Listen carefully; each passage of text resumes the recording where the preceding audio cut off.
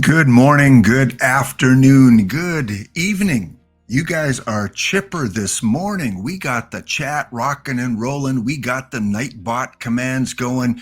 We got Steve giving the emotes. Love it for this Thursday. Hope your Thursday is going well. Welcome to episode number 66.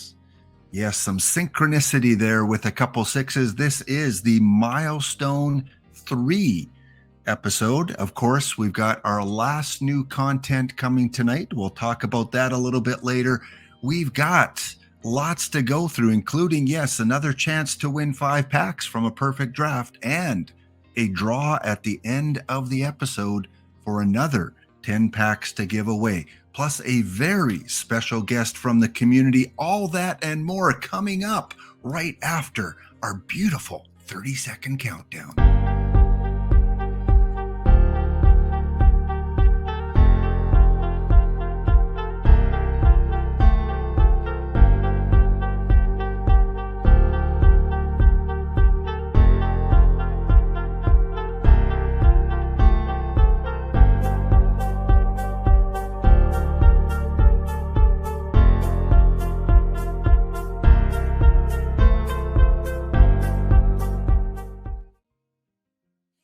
All right, welcome back in again, guys, to episode number 66, milestone 3. I'm pumped. I'm excited. I can't wait to see which cards we're going to get tonight and if we're going to get just milestone cards or if we're going to get a few extra packable cards, whether they're LE or whether they're just some other random cards that they decide to throw in the set, because this is the final show. This is the last new content set of the year. Dishnet on 9 o'clock Eastern tonight. Go watch, get there about 15 minutes early because that's when he usually starts his timer, and collect those silver packs. Yes, you will get silver packs from watching Dishnet tonight, one of the official OOTP streamers. So how are you guys doing tonight? How's your league going? Are you winning? Are you losing? Probably a little bit streaky. I find that perfect leagues go a little bit streaky. Sometimes you go on big losing streaks and then you come back and you go on a big winning streak. That's at least how my leagues go. So yeah, Radman, that's a ways away. I've got to do 10 times the episodes I've done already. So maybe when you're 80 and I'm in my lower 70s, maybe we'll reach that milestone. But that would be quite the episode, I can imagine. I think my lighting would have to be a very deep red if I did that episode there. Rob Fan, good to see you. Good to see all of you guys in here. Real Teddy O is here. I'm sure others are lurking as well. Probably Timbuktu starting his countdown for those 10 free packs. We've got Luke overseas in Sheffield. We've got a couple people watching from Belgium. Welcome. 3 from Germany. 1 from Switzerland. Good evening in Switzerland. And 6 from Canada. 61 of you Americans. Again, as I always say, got to celebrate the American viewers because they're the majority. Go USA. Go USA. Isn't that what they chant any kind of big event? They go, cheer, go USA, go Canada, go Germany, go Belgium, go Australia, whichever country you may be watching from. Yes, welcome to episode 66. I am Laptop Hound. That is my handle, and I stream Monday, Tuesdays, and Thursdays. Although I was on yesterday, I missed some of you guys because I did not stream on Tuesday due to technical issues, and I went Wednesday instead and had a couple hours stream. I should be back to my regular schedule next week. Gristle Whistle, good to see you. I think the winner of last week's tournament. Hope you got your packs, Gristle Whistle. Hope you got something good. You don't chant Go USA, we just chant USA, USA. Okay, that's easy for me to remember. Look at you guys. Look at you. You Americans are correcting me already with the proper USA chant. We say Go Canada. We put in that extra word into our cheers. Oh, you guys. Yes, I do some YouTube content. I always post up these streams on YouTube. So if you're a YouTube watcher and you're watching this after the fact, welcome. glad you're putting the views in. Come over to Twitch, get some free packs while you're here. And thank you for watching me on YouTube, whether it's these streams that I put up or whether it's the tutorials. Again, I am no expert. I just give you my opinion. I've got the feelies for which players are good and how I like to set my tournaments up. And yeah, we will talk tournaments a little bit later on. Of course, there is the official OOTP channel or website if you want to check that out. I guess I got to put the right command in here. Me multitasking. My wife would be really proud of that. So check out the OOTP website. Go and download the Go version of the game. If you don't have it, it's a really handy resource where you can play on the go at work. I'm sure some of you right now are watching this stream at work. So I'm glad you can multitask. You know, you can sit in a meeting. Again, your phone is on your lap. You're collecting the drops. Congratulations. I would probably do that too. And FHM, I haven't played version 9 yet. I have downloaded it, haven't played it yet. Just too much OOTP. OOTP has preoccupied most of my time. And of course, very soon, I hope to see an OOTP 24 banner with the pre-order on. Not sure what the colors are. What are we thinking for colors? I'm thinking maybe a nice purple tone will be on the banner this year. Yeah, always have different colors for every version. So that'll be coming soon. Maybe we get a teaser tonight since it's the last content set. Otherwise, sign up for their email because you will be one of the first to know when the new version comes out and some of the little trailers that they like to produce for it. Also, get on the Discord.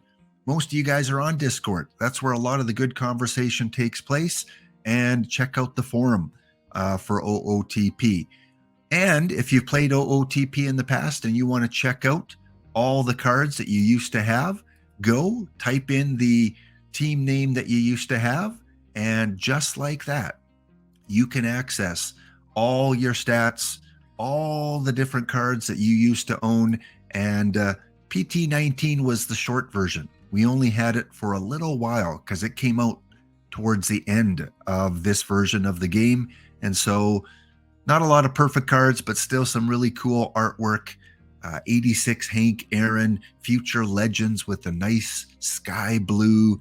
And yeah, some of the live shots for those live cards. I only had 2 perfect cards that year, Jacob deGrom and Mookie Betts, because again, they didn't produce a ton of content for Perfect Team 19.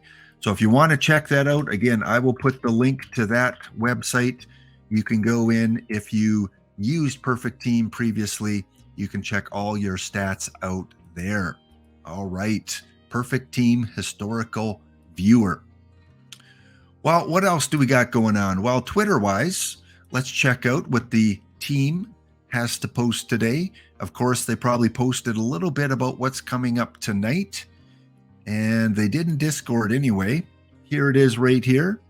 If you haven't seen this pop up on your game yet, it's the splash screen that comes up now. Tonight at 9 o'clock, we reveal the final content set. Get ready for Milestones 3, which brings you a batch of baseball greats for your roster to make a final run for PT Glory. Again, you can play Perfect Team probably until May 2024. Usually the game stays out for an entire year after the new version comes out. So lots of OOTP 23 to play if you choose to do so. What I'm curious about is, are we going to get new content in terms of packable cards?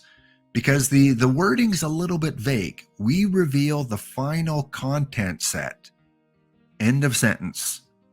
Get ready for Milestones 3. Is that 2 separate events?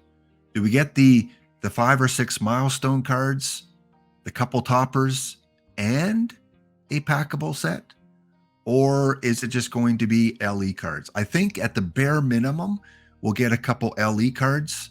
We had a couple irons last week, Satchel Paige and Bob Horner. Or was it Dutch Leonard? Can't remember. We had those 3 come out recently. Leonard, Page, and Bob Horner. So we'll see. We'll see what we get tonight. Excited to watch that. Kind of sad to watch it because I always enjoyed the Thursday new content. But hey, we got to move on to that new version. One last time this week, I always like to shout out the champs. And the slow moving snail was our champion last Sunday. So big shout out to the snail man, FFS Snails. Not sure what FFS stands for. I know some meanings of that acronym. I'm not sure what it means, but it could mean something fantastic. Fantastic Freddy Snails. I don't know what it means. Anyway, it was a good week for Snailman. He did well in the Perfect Team Championship Series. I think he won one of the different divisions there, and he won Perfect League in 6 games. So big shout out to Snailman. Best guest, will there be any missions tonight and beyond? I hope so. Why not? Why? I know all the effort has to go into the new game and new production, but at the same time, that's why I mentioned to a couple people off stream, I said, wouldn't it be cool to have another LE hard to get card like the Ricky Henderson, like the Albert Pujols that takes a couple months before you pull them all? One more meta LE card at the end of the cycle would be, I think it would be good to keep some players along for this version of the game. And then when the new one comes out, that's still at least a month away, maybe 2 months away. So if you have another hard to get LE card tonight, that'll take you to at least the end of March. Iron and gold and silver LEs, they go really quick. They're going to go within a week or two. But if you have another perfect LE, a la Pujols, Ricky Henderson, that lasts for a long time, I think that would be good for the game. Now, don't make it Willie Mays because everyone's expecting him to be the topper. But I'm sure you could come up with another great.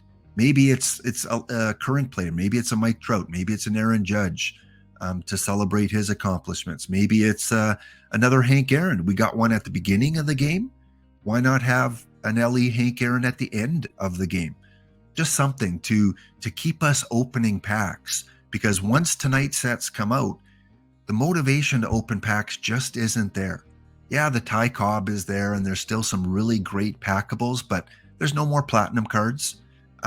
You can't get these toppers, these milestones in packs. You can just get the mission cards to get them. But yeah, I would love to see, if I was part of the content team, I would say put one more perfect LE card in, like the Henderson or the Albert Pujols.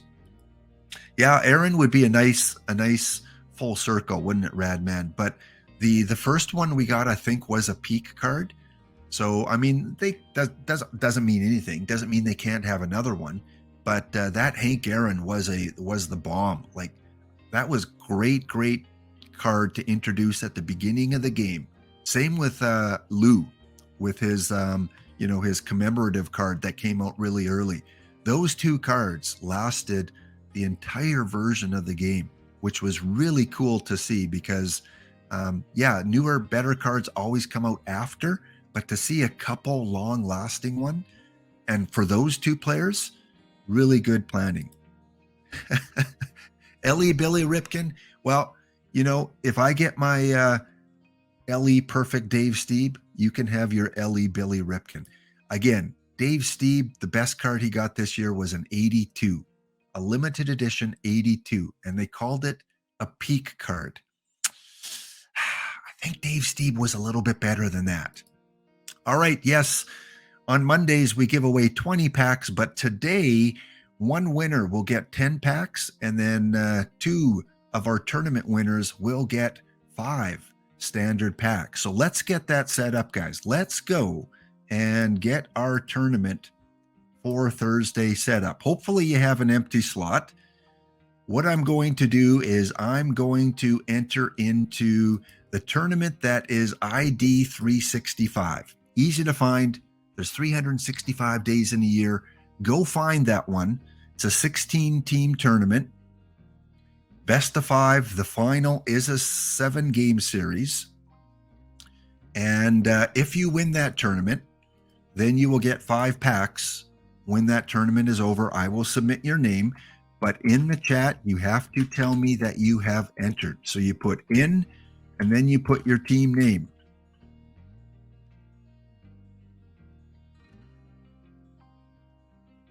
Just like that.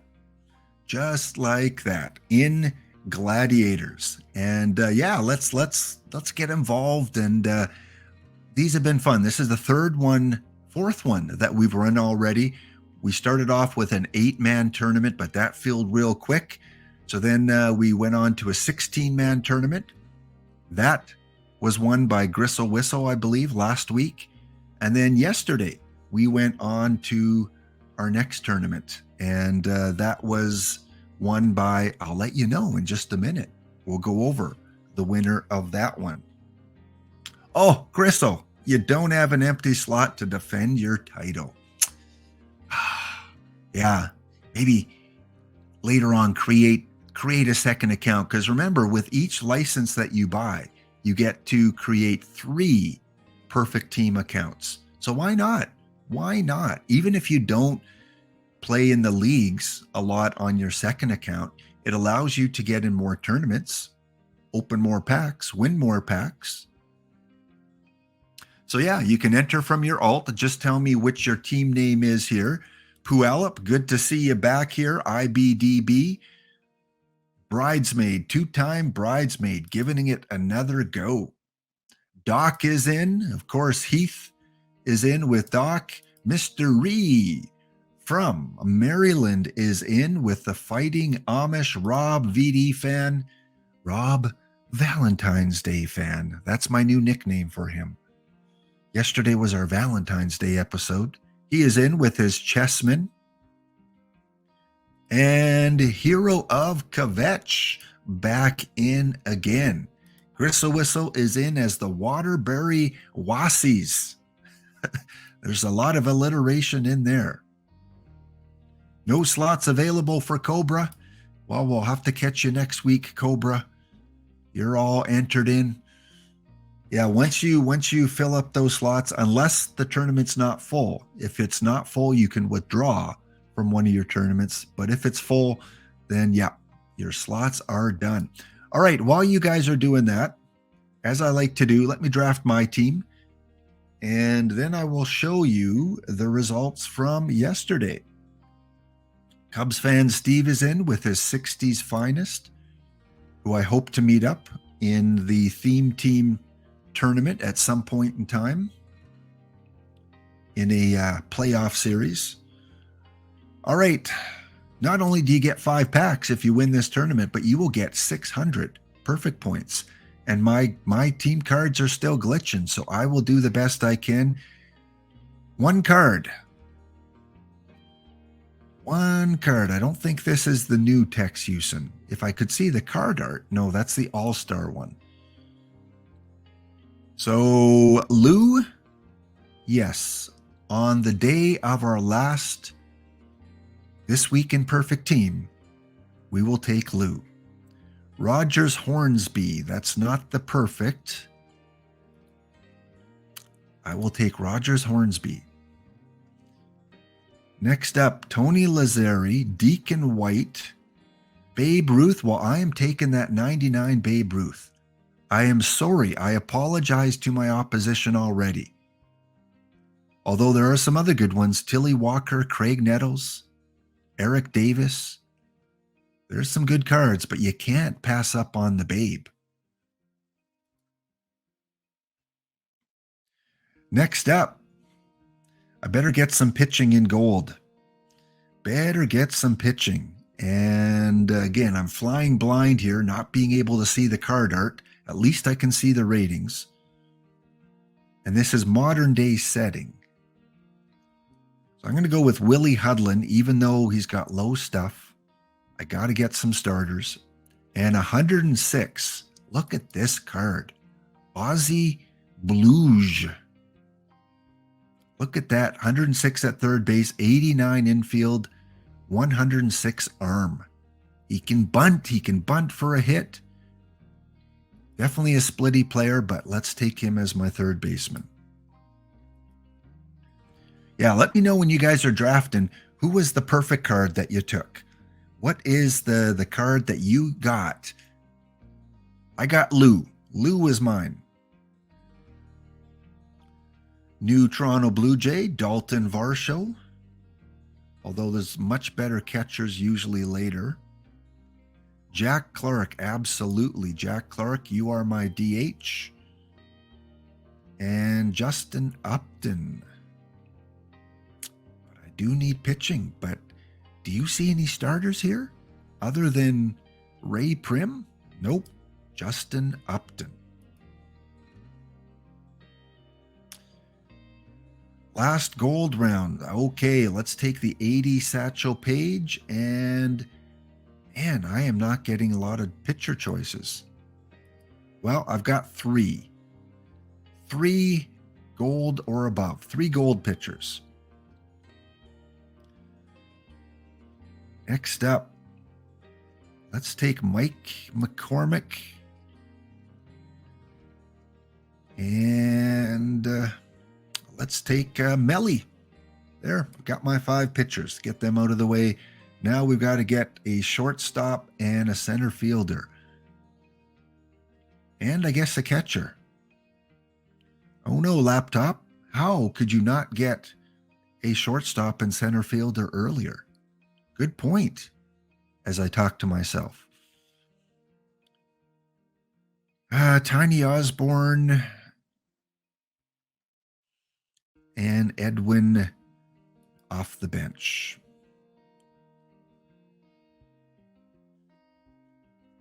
Well. Rick Burleson, you can be my shortstop. And no center fielders here. So Hank Bauer, Al Worthington. Let's go Brandon Webb. When in doubt, just take a pitcher. All right, we are looking for a catcher and a center fielder. And of course, on this screen, there's only one center fielder. He's not very good. So we'll take Ray Ordonez and Ted DeGray. So who you guys getting? You guys, oh, IB, you got Fernando. Cubs fan Steve got Irvin. Good multi-positional player. Heath got Goldschmidt. And Mr. E picked up Mark McGuire. Bash some home runs. All right, once again, no center fielders offered here. I better grab at least one catcher now. Smokey Burgess and a pitcher.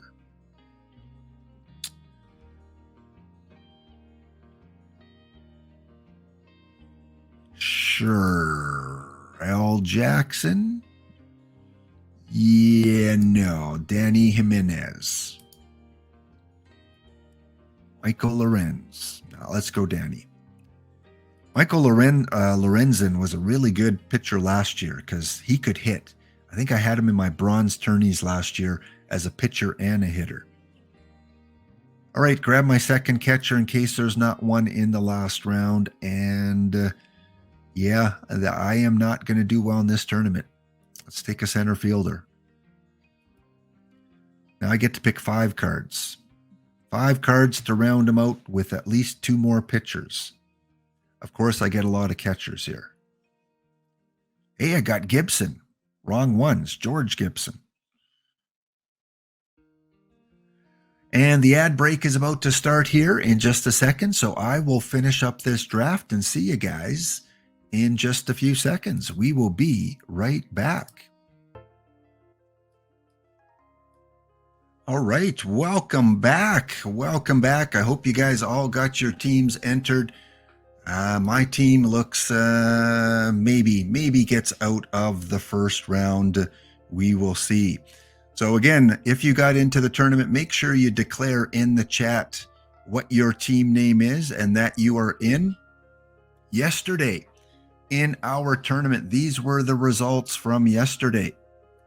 All 16 teams were people that were in the chat. Love to see it. Excellent of you guys to get involved in this. A lot of fun. I really enjoy these, and a little bit of, laptop pound stream competition here with all the viewers, the followers, the subscribers. And Sir Pug, thank you so much. Welcome, Sir Pug, to the stream. I know one of the great managers. I see a lot of your teams around. So welcome. Thank you so much for the follow, Sir Pug. Yesterday, well, again, if you're just joining and there is still room in, let me check here. Is that tournament full yet? Let me go back to my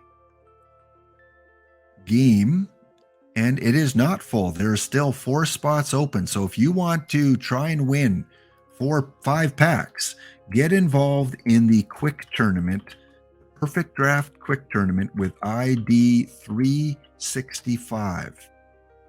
There are still 4 spots there if you want to get in and quickly draft your team. And then by the end of the episode, we'll probably be down to kind of the final 4.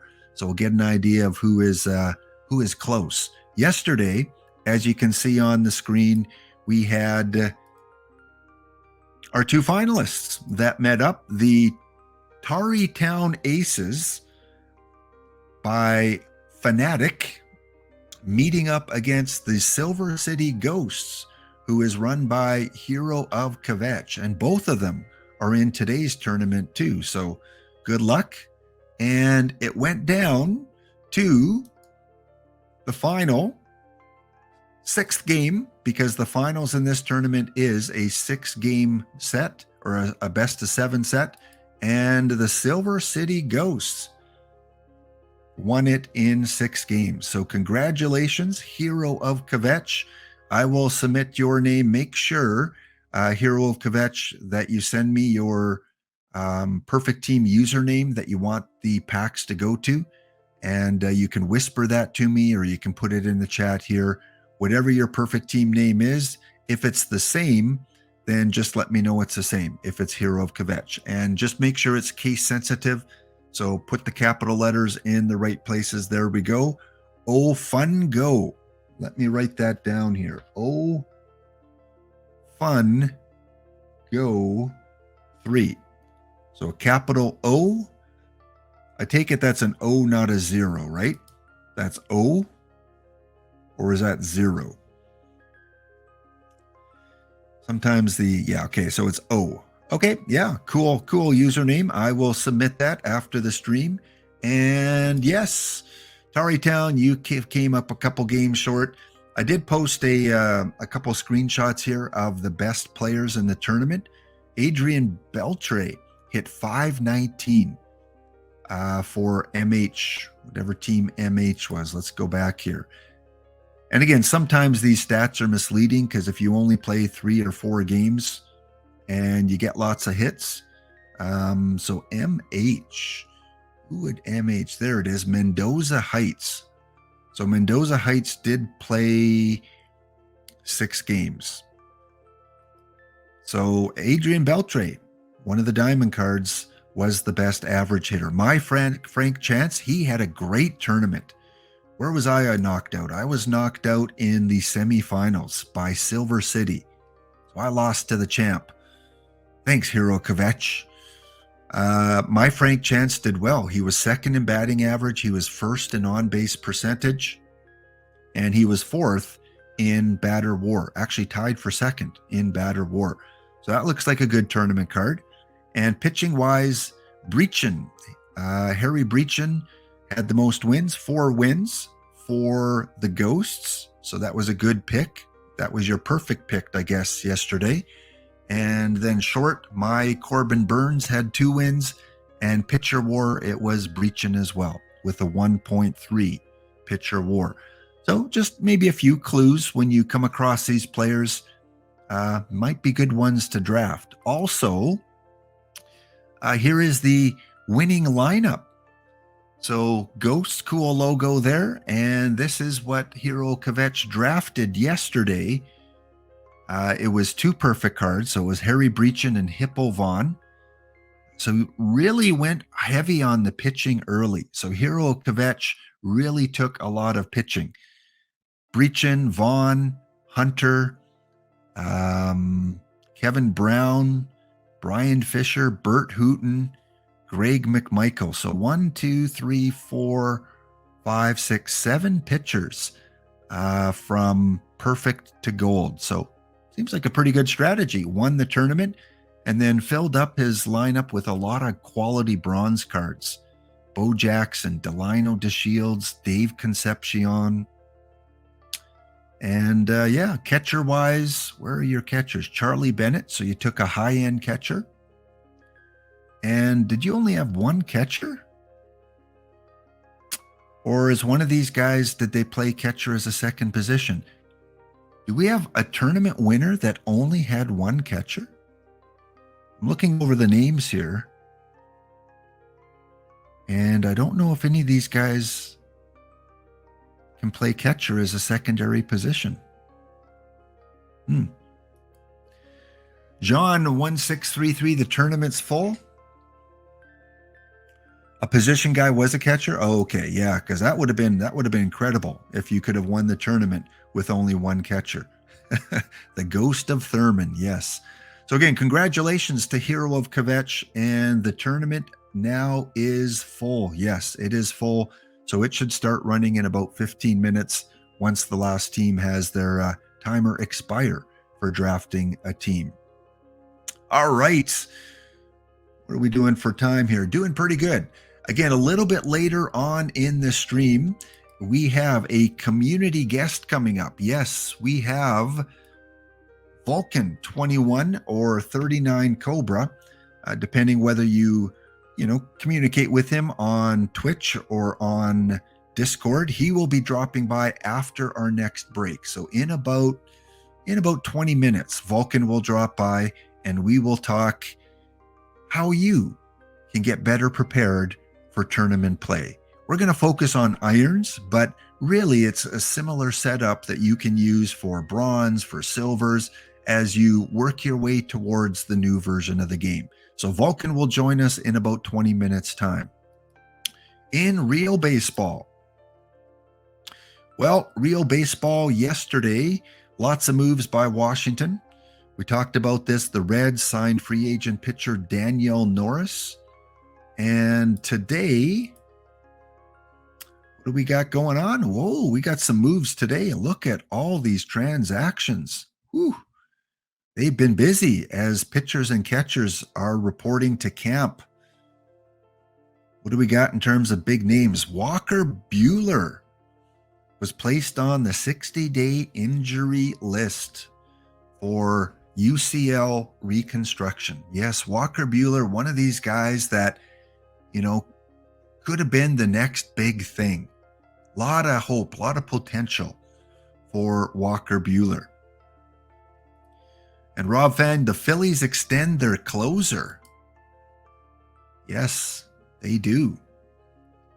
Alex Reyes signed as a free agent by the Dodgers. Jimmy Nelson signed as a free agent.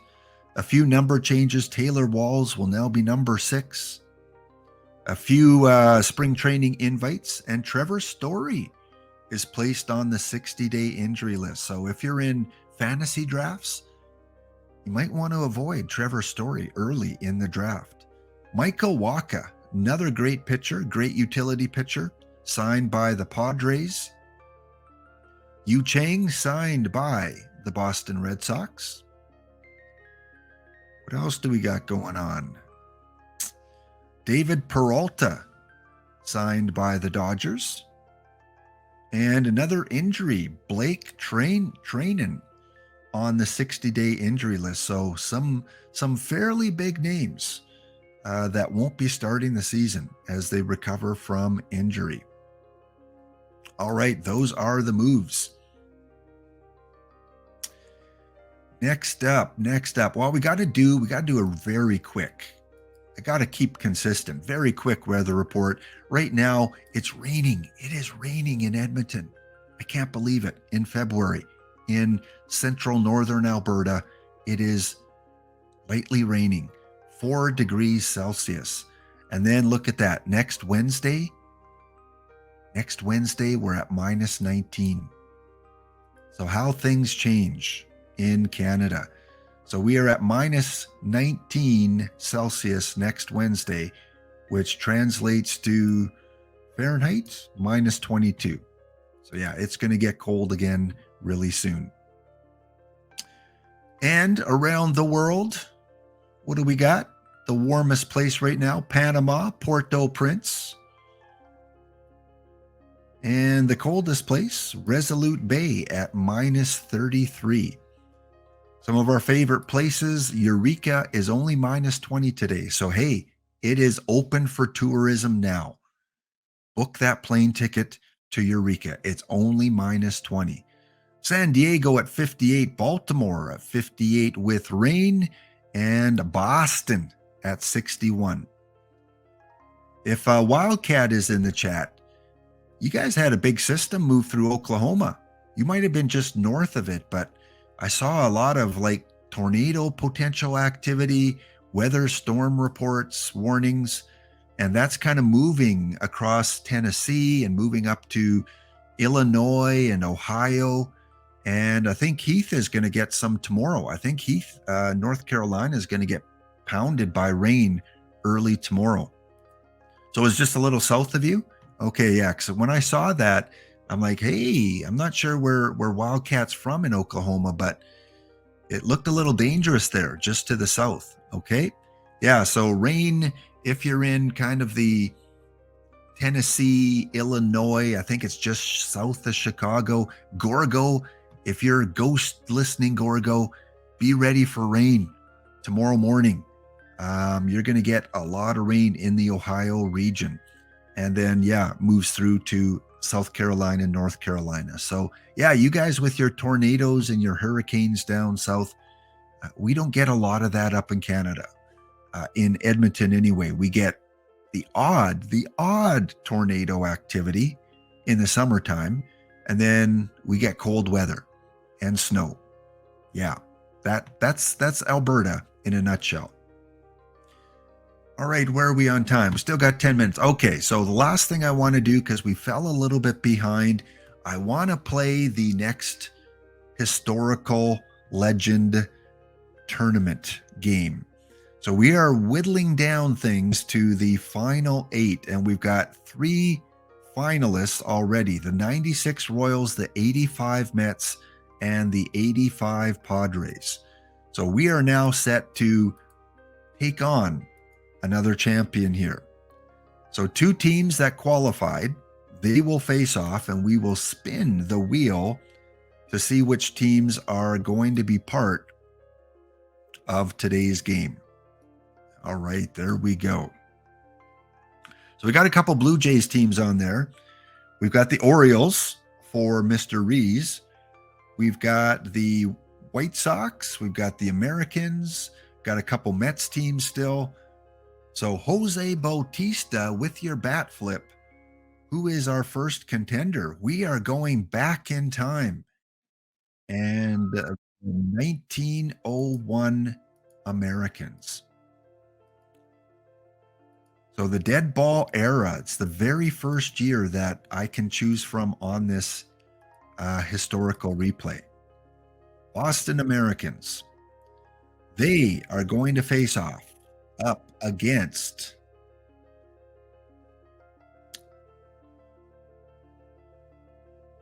the 93 Mets. So the Mets are back in action. We get the power years. Interesting. Up against the dead ball era. Now we have to find out if we are going to switch home field advantage. Will the Mets keep home field? We spin the cat. I don't recommend you do this in real life. Will the Mets keep home field advantage? The cat has spoken. Yes, they will keep home field advantage. All right, so let me switch over to the game screen here.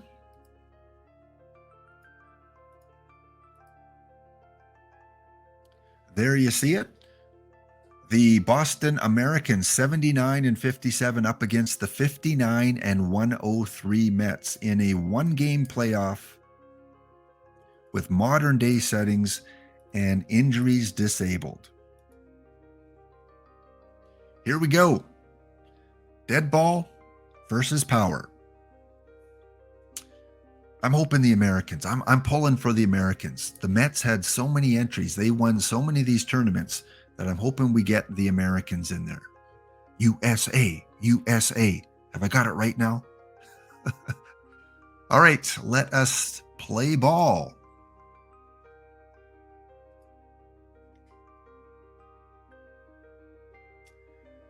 For your 1901 Americans, you will recognize a lot of these names from Perfect Team. We have Chick Stahl, Freddie Parent, Buck Freeman, Jimmy Collins, Tommy Dowd, Charlie Hemphill, Ozzie Schreckengost, Hobie Ferris, and pitching the one and only Cy Young. How appropriate. For your 93 Mets, with the losing season, Joe Orsulek, Jeremy Burnitz, Eddie Murray, Bobby Bonilla, the 30-year-old version, Jeff Kent, who did not get into the Hall of Fame, 25-year-old Jeff Kent, Ryan Thompson, Charlie O'Brien, Tim Boger, and pitching is the one, the only Brett Saberhagen, 29-year-old Saberhagen. Bobby Bonilla, I think he is. I think he is, John. I wouldn't doubt it.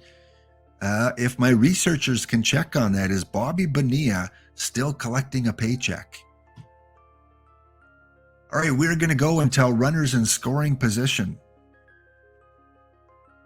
And the Americans get 2 runs in the first. So Buck Freeman was hit by a pitch. Saberhagen nailed him. And then Jimmy Collins hit a 2-run shot. Of course, we don't see that because no runners were in scoring position. So now we go to the bottom of one. Cy Young on the mound and Joe Orsulek on second base. Eddie Murray on first base. 1 away for Bobby Bonilla, who's getting paid. Thank you, Hero of Kvetch. Getting paid until 2035.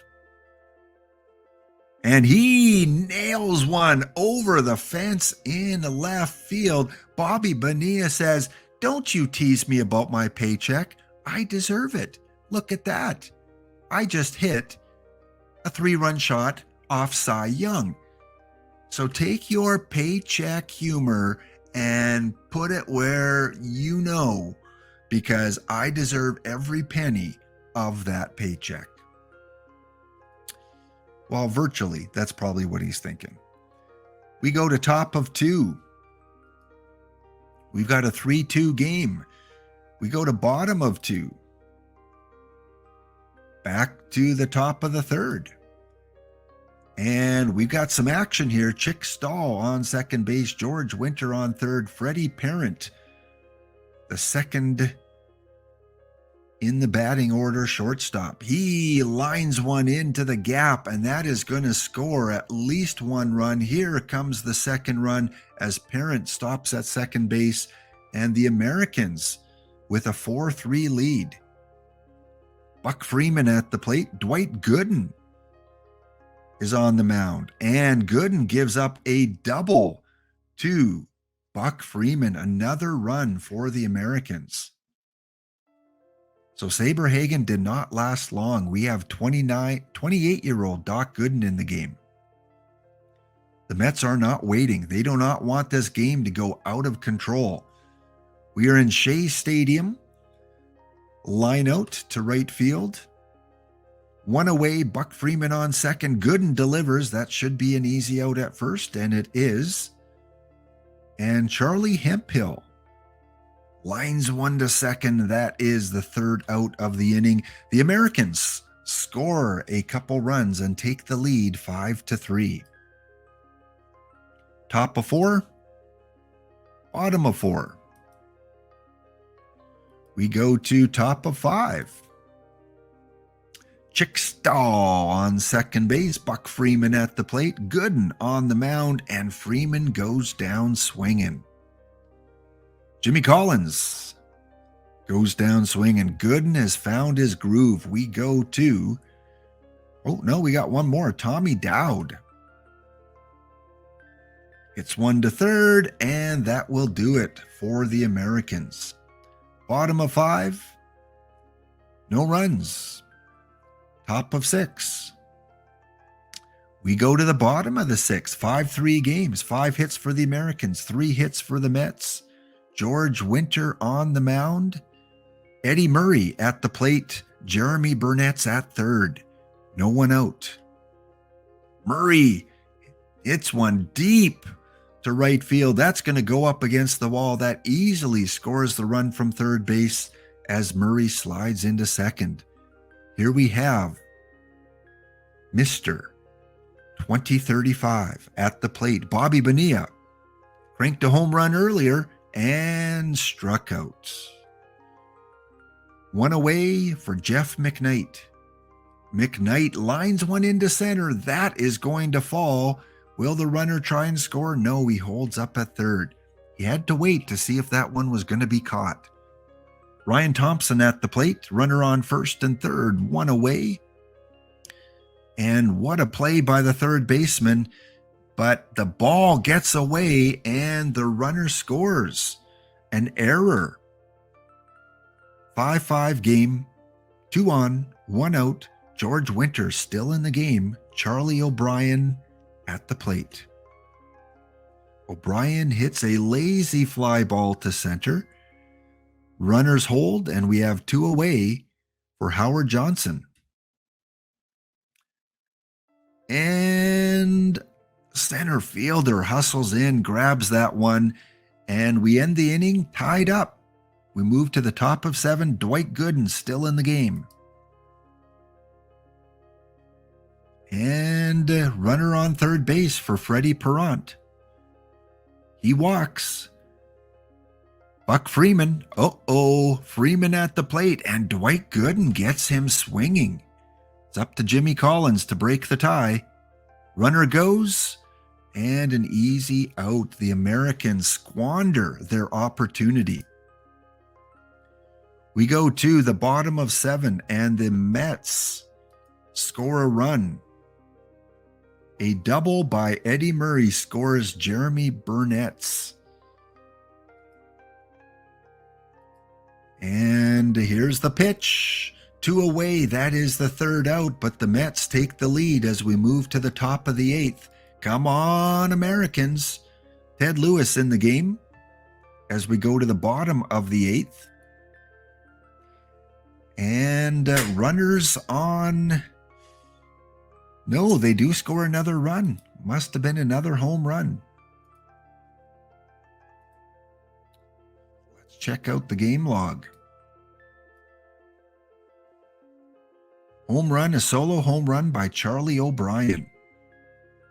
All right, well, we do have an ad break coming up here, guys, so I'm going to continue the game to the 9th inning. And then we'll finish off the last at-bats for the Americans after the ad break. We will be back in about 90 seconds to see if our Americans can come back against Mike Maddox, 32-year-old Mike Maddox. We'll be right back. Welcome back, everyone. Thank you for staying tuned in as we're going to finish off this historical replay 1-game showdown between the 1993 New York Mets and the 1901 Boston Americans. Thank you so much for everyone following, watching, tuning in today on this Thursday. Hope your Thursday is going well. Over 200 of you viewing in from all over the world, including one from Poland, a couple from the UK. We've got 4 from Belgium, 3 from Germany, 1 from Switzerland, and of course, USA, over 100 of you tuning in from somewhere in the United States. Thank you so much for tuning in. Very special guest coming up in just a few minutes. But first of all, let's finish off the ninth inning. Mike Maddox in the game up against Hobe Ferris. Americans behind 2 runs, and Hobe Ferris hits a looper to second base, 1 away. Lou Krieger is pinch hitting for the Boston Americans. Let's see what he can offer up. And an easy play for the first baseman. Yes, Eddie Murray handles that fairly well. We have the top of the order, Chick Stahl, Mr. Freddie Parent, Buck Freeman. If they can get to Buck Freeman, they have a shot. But first of all, Chick Stahl. He hits one to shortstop. That is going to do it. And Mike Maddox comes in for the save. And your 1993 New York Mets take this game, and they advance to the round of 8. Your player of the game is Dwight Gooden, who came in the 3rd inning. Yes, the Americans were up 5-3, and Dwight Gooden came in and shut the door down. For the New York Mets, Bobby Bonilla went 3 for 4, and Eddie Murray went 3 for 4. Bobby Bonilla, he had 3 RBIs. And for your Boston Americans, it was Chick Stahl who batted .500 in the game. Home runs, Mr. Collins had 1 for the Americans, Jimmy Collins. And for the Mets, Bobby Bonilla hit a 3-run shot, and Mr. Charlie O'Brien hit 1 in the 8th inning. All right, let me return to my OOTP screen. As our tournament is well underway now, so we'll check in. We'll do an update on that a little bit later in the stream. But it is that time. Yes, let me go back to my main screen here.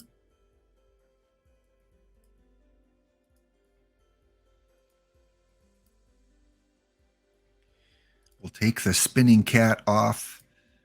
Just set this back to there, and we'll go back over here. All right, as promised, we have a special guest who is here to not tell you which players to play, but to show you how you can do some really easy research, set up some spreadsheets, and create a system where you can make your teams better in tournaments. Yes, we are going to bring in a special guest in a very short moment here. Let me just look over the chat. This should be a total blowout. Yeah, everyone's not been dead for decades. Yeah, well, the ghosts of Chick Stahl and Buck Freeman, they put on a good show today. And Cy Young started the game well, but didn't quite finish like he should have done. We needed the perfect Cy Young in the game. He was not perfect. Luke, good to see you, Luke. Enjoying a beer? Excellent, good. I don't know if they offer any Canadian varieties over there in Sheffield, but maybe try out a good Molson every once in a while. Of course, I love my coffee. I'm a big coffee drinker. All right. He is, I believe, ready to go. Let me bring him on stream. So before we introduce Vulcan, or Cobra, as you may know him from the different Twitch streams, I had Cobra on, I believe it was the end of December, and we looked at some bronze tournament data.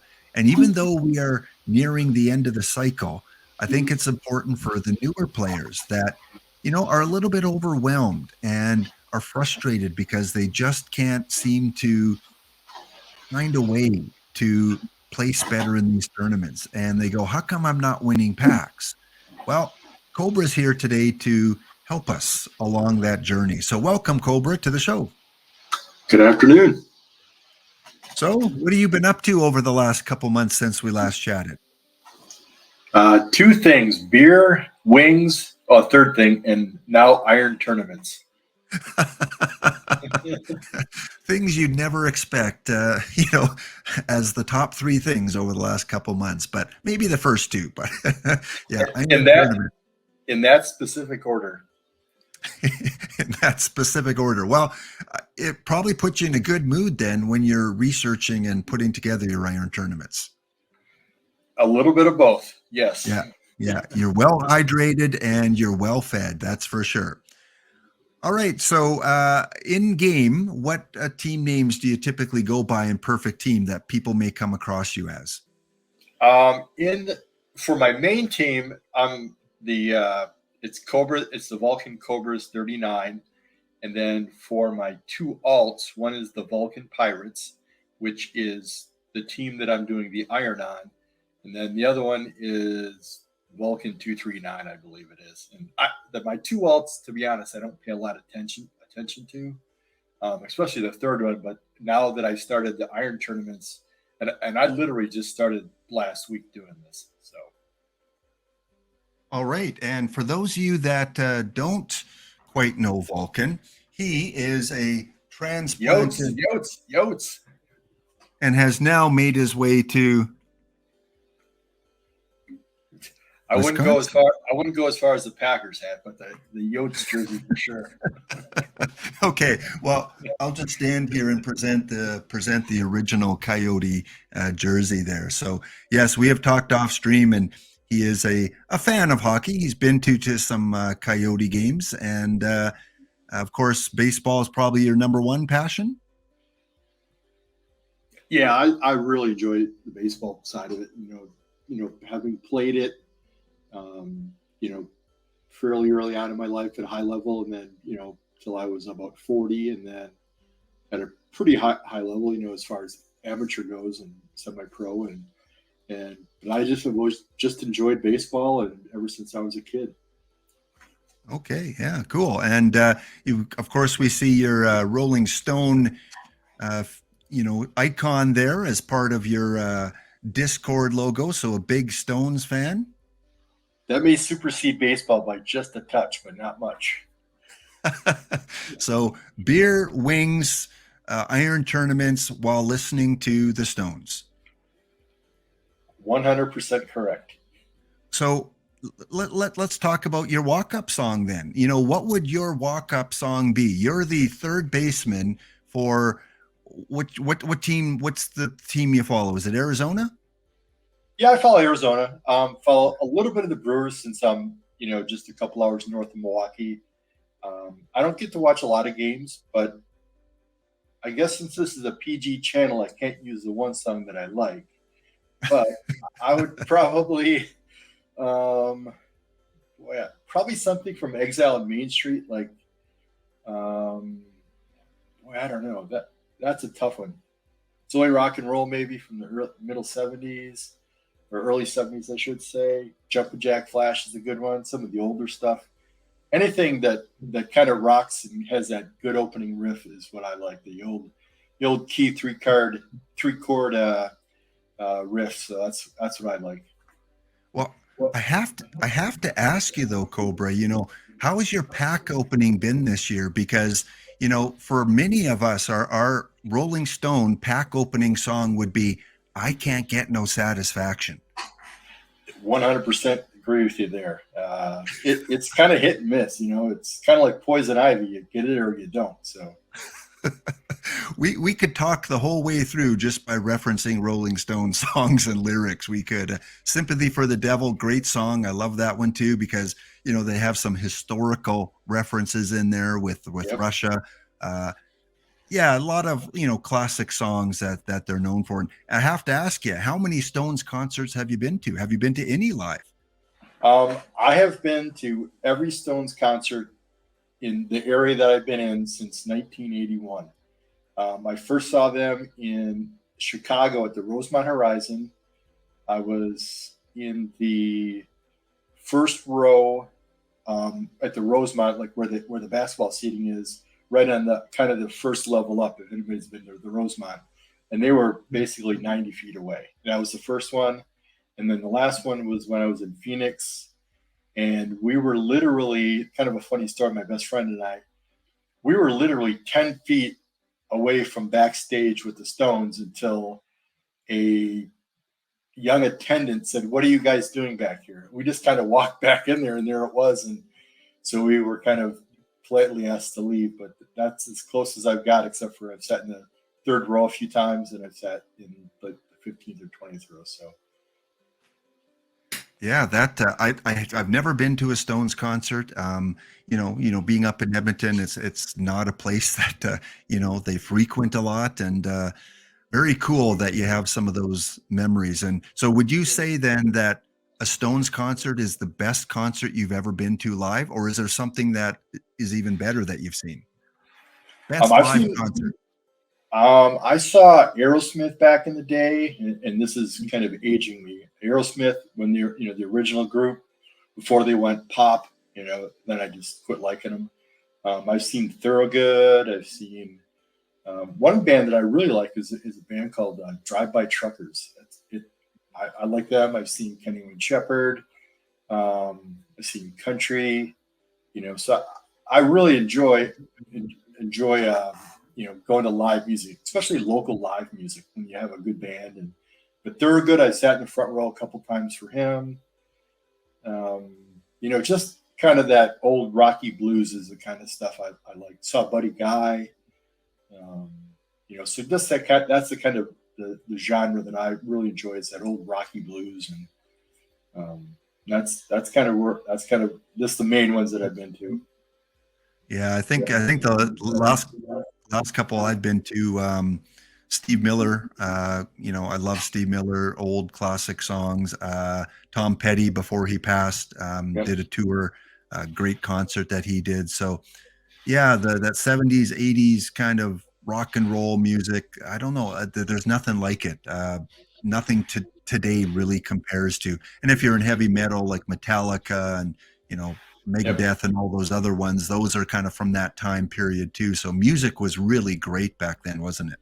Yeah, I've seen Metallica. I had a friend of mine who was with one of the strength coaches for the Arizona Cardinals, and we got to sit in Bidwell's booth to watch it. And I did bring any earplugs, and I didn't realize how loud it was going to be. I knew about 3 songs, and that was it. So he was rocking out while I was going, I have no idea about this song.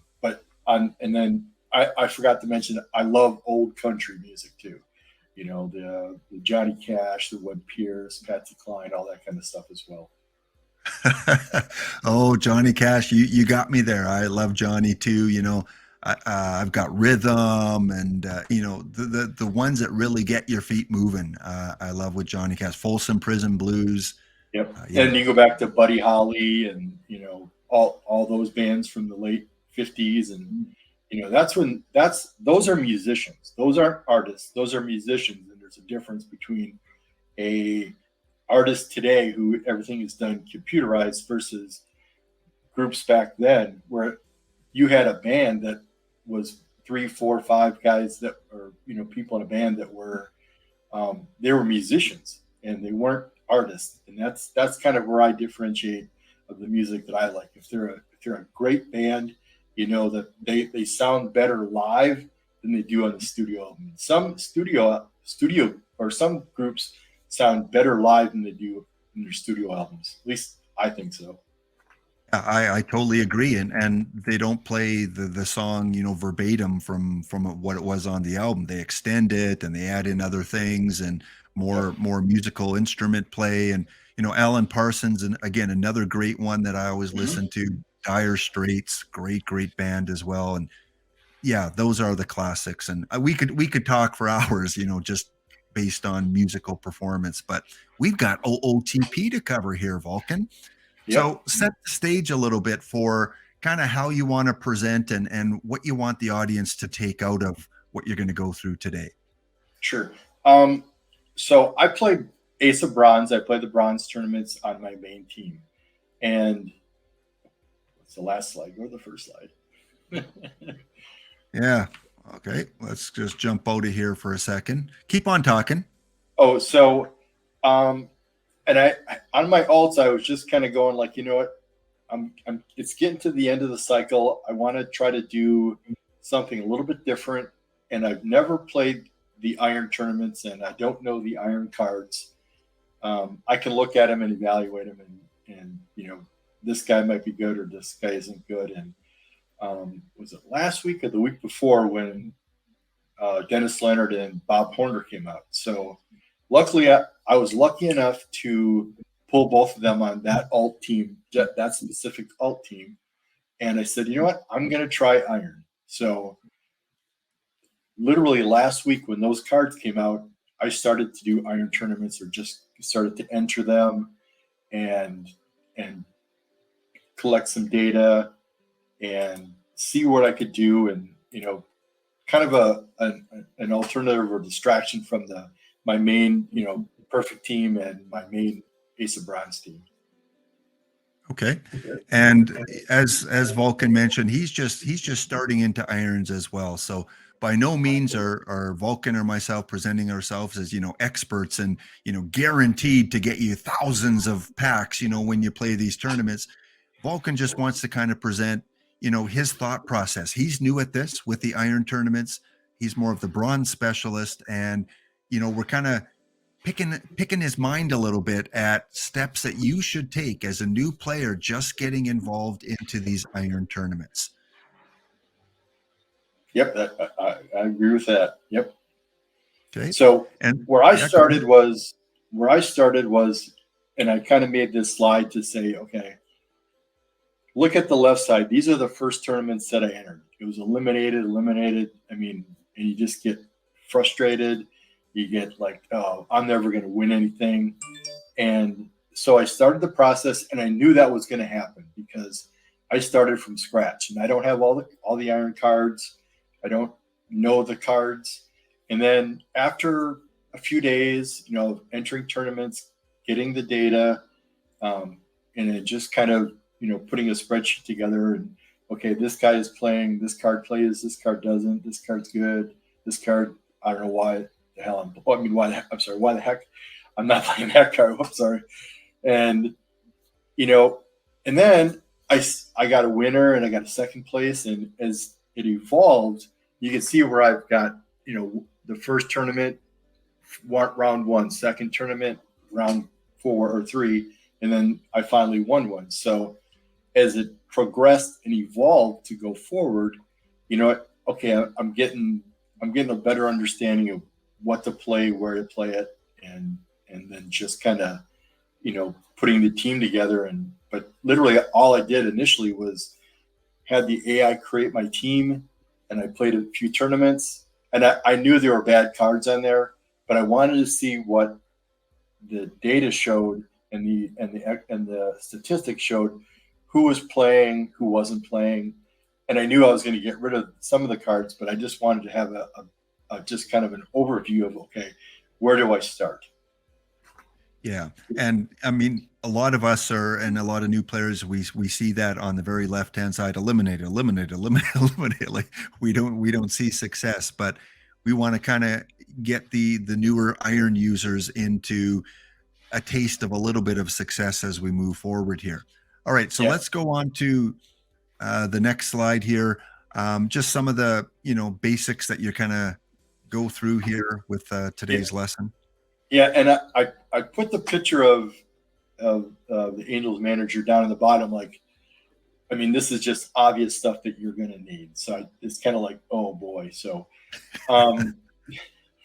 obviously you need, the game 23. And as you mentioned early on, this is kind of a primer late cycle for 23, but it's also a good primer moving into 24. You could have a month and a half of practice, kind of gathering data and getting things settled down and just kind of get your feet wet.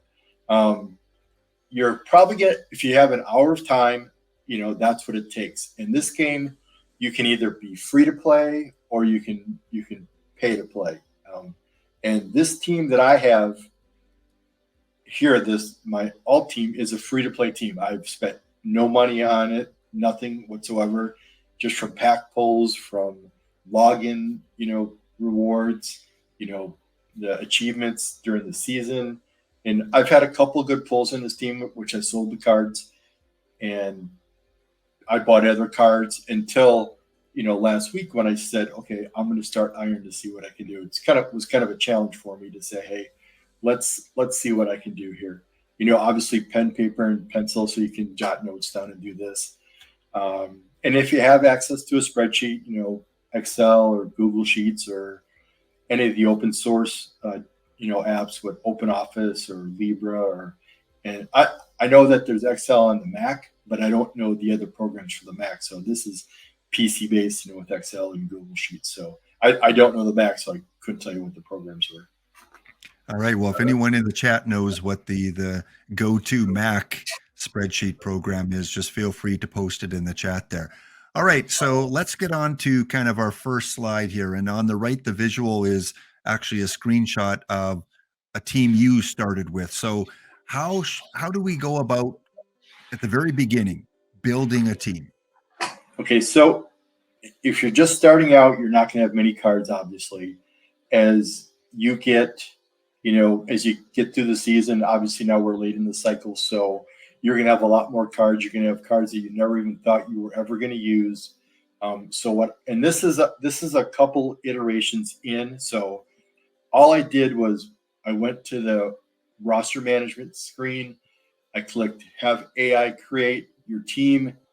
And this is initially kind of what it's set up to be. And it's changed just a little bit. So I just went in with this. I didn't mess around with it. Yeah, I did just a little bit, just for tiredness and fatigue and stuff and pitching, and I just let it play out 10 tournaments, and just to see what, who was hit, who was viable to play, who wasn't. Get rid of some of the donkeys and put in some of the better players. Or you do have Jody Reed there. You do have Jody, right? Well, man, and some of these I did buy, and they're cheap. And the good thing about irons is it's a low cost of entry to do it, because irons, except for a few of the irons, are a little more pricey. But I mean, you can buy these cards for 10, 15, 75 perfect points, and you win one pack, or you get a second in a tournament, or a third or fourth, or a winner. You've gotten your money back basically on that card that you bought. Okay. So anything else on this first slide that you kind of wanted to cover?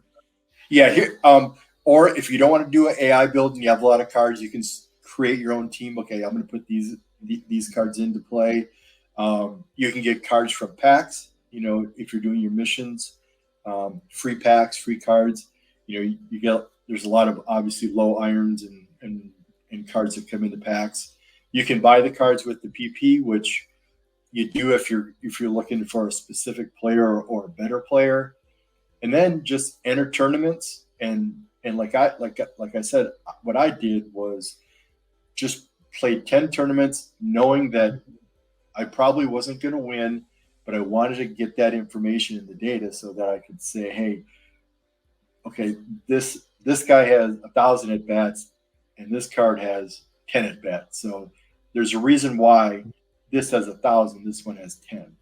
And then what you do is you just kind of adjust your team, you improve your team, and then once you have a good base and you think you're set, then you just adjust some of the sliders and the strategies, and then you adjust the player sliders. Once you have a team you think that that can compete, and a lot of this is RNG, and you may think you have the best team, and you lose to a team that has nobody. So it's RNG, but you try to field the best competitive team based on ratings and just putting the best 9 out on the field. Okay, and just going to cut you short there because we do have a break coming up here. So we will be back, guys, in about 90 seconds, and we'll dig in a little bit more into the types of cards you should be looking for and how you can set up your own spreadsheets to track information as well. So we'll be right back with Cobra 39, Vulcan 21 in just a few seconds. All right, so the ad has started. So we've got some subscribers that are, still around, and they can still hear us as we kind of chat through here. So what about the first row seats? How is it watching a concert from the first row?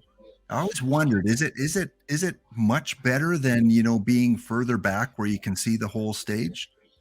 I have a one-word answer. Yes. It is, huh? It is And well worth. and Ronnie Wood, when we were my buddy and I, we were jumping around like a couple of young school kids, and Ronnie Wood pointed at us, and we both literally turned to our both at our same time and go, "Dude, Ronnie Wood just pointed at us." We're grown adults, and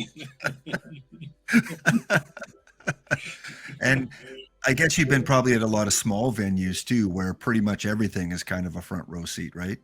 yeah, I love live music, local live music, and I've seen some pretty good bands, up close and personal, and just sitting right there, and I love the music. I just can't play the music.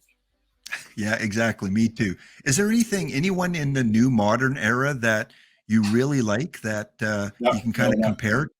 nope, nobody. I do like Nobody. drive-by truck. I do like drive-by truckers, but they're a little bit older. But yeah, they're man. I really like their sound. Okay, but it's still all the old classical music that Yeah, you enjoy. yep. Yeah. All right. Well, we are back after the break. We were just talking more music there while the ads were playing. And thank you again to those of you that have followed today. Thank you, Sir Pug, for the follow a little bit earlier on. And I hope just because I'm wearing the, Green Bay hat that, that you don't rescind that follow because I'm doing this for Cobra because he is from the area. All right. We'll go Yeah. with that. All right, let's go on to the next slide here. What do you got to show the crew here? Okay, so as you build your team, um, the way that I approach it, and there's a couple different ways to do it. There's not just one guaranteed way to do it or one specific way you have to do it.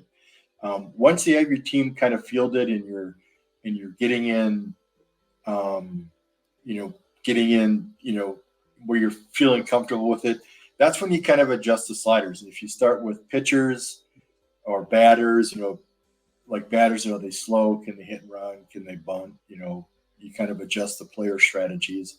Where as a pitcher, does he have good stamina? You maybe increase the hook as a starter. Does he have good stuff? Does he have good movement, bad control? You adjust those sliders. And then the team strategy, you can do all times 1 through 6, 7th and 8th and 9th, and then you can really delve down into how you set your sliders.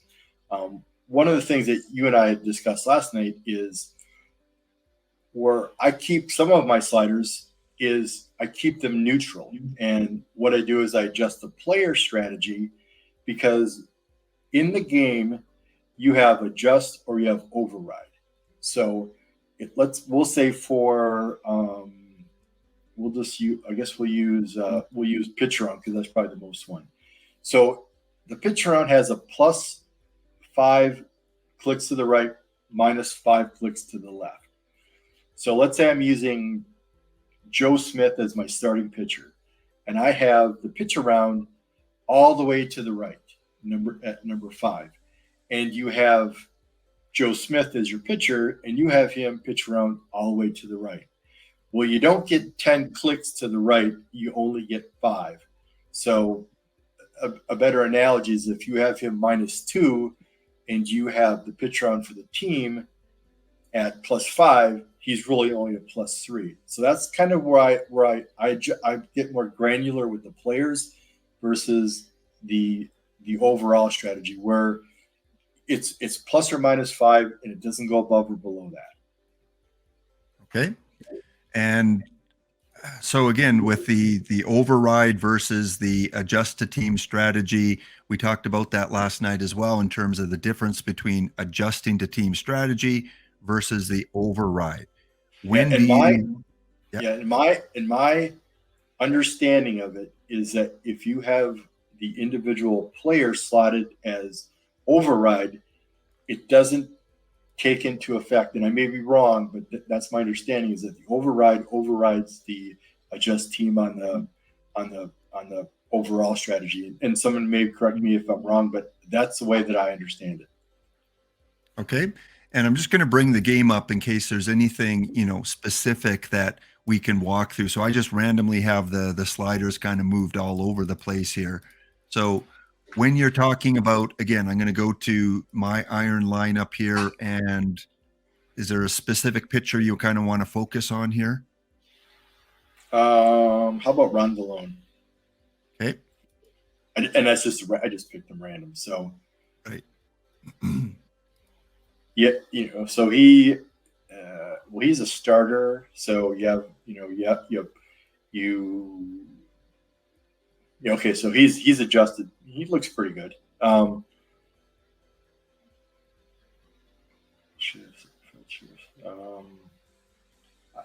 For me personally, I don't use the outfield shifts that much early on, and that's just my preference. But that's just the way I do it. But he has low control, so you want to kind of pitch around less because if you're pitching around him and he has no control, he's going to walk more guys. Right. So any pitcher like an Al Albuquerque, pitchers with low control, you want to move that slider down at least a few ticks. Yeah, a couple ticks. Yep, 2 or 3. Okay. And when we look at the overall kind of pitching staff, we've got the pitcher tendencies, we've got the velocity, we've got hold. Again, just as a person getting into iron, but this transfers over to your bronze tournaments, how much value do you put into each of those categories? Velocity, hold, and pitcher tendency. I probably prioritize tendency more than I do hold and velocity, due to the fact that a lot of it is dependent on your build. See, you don't have any ground ball pitchers, so you just have neutral guys. So when I go back to the sliders, I'll kind of look, okay, this guy is a ground ball pitcher. Maybe I'll do a little more infield shift. Maybe I'll adjust the team. Does he pitch early? Does he normally pitch late? Is he reliever? Is he starter? Where do I have him in the bullpen? Do I have him in the rotation? And then adjust that. Like you have no guard lines. So if you're late in the game and you have guard lines, never, well, that gives up the opportunity for doubles and, sometimes triples, but more extra bases because you're not guarding the line. Would you rather give up a single versus a double? Right. Yeah. So again, you got to consider, because in the overall strategy, right, you can set the timing for your different sliders. You can set based on the score of the game for your sliders. So you really can micromanage very specific sliders for specific situations. Yep. Yeah. Okay.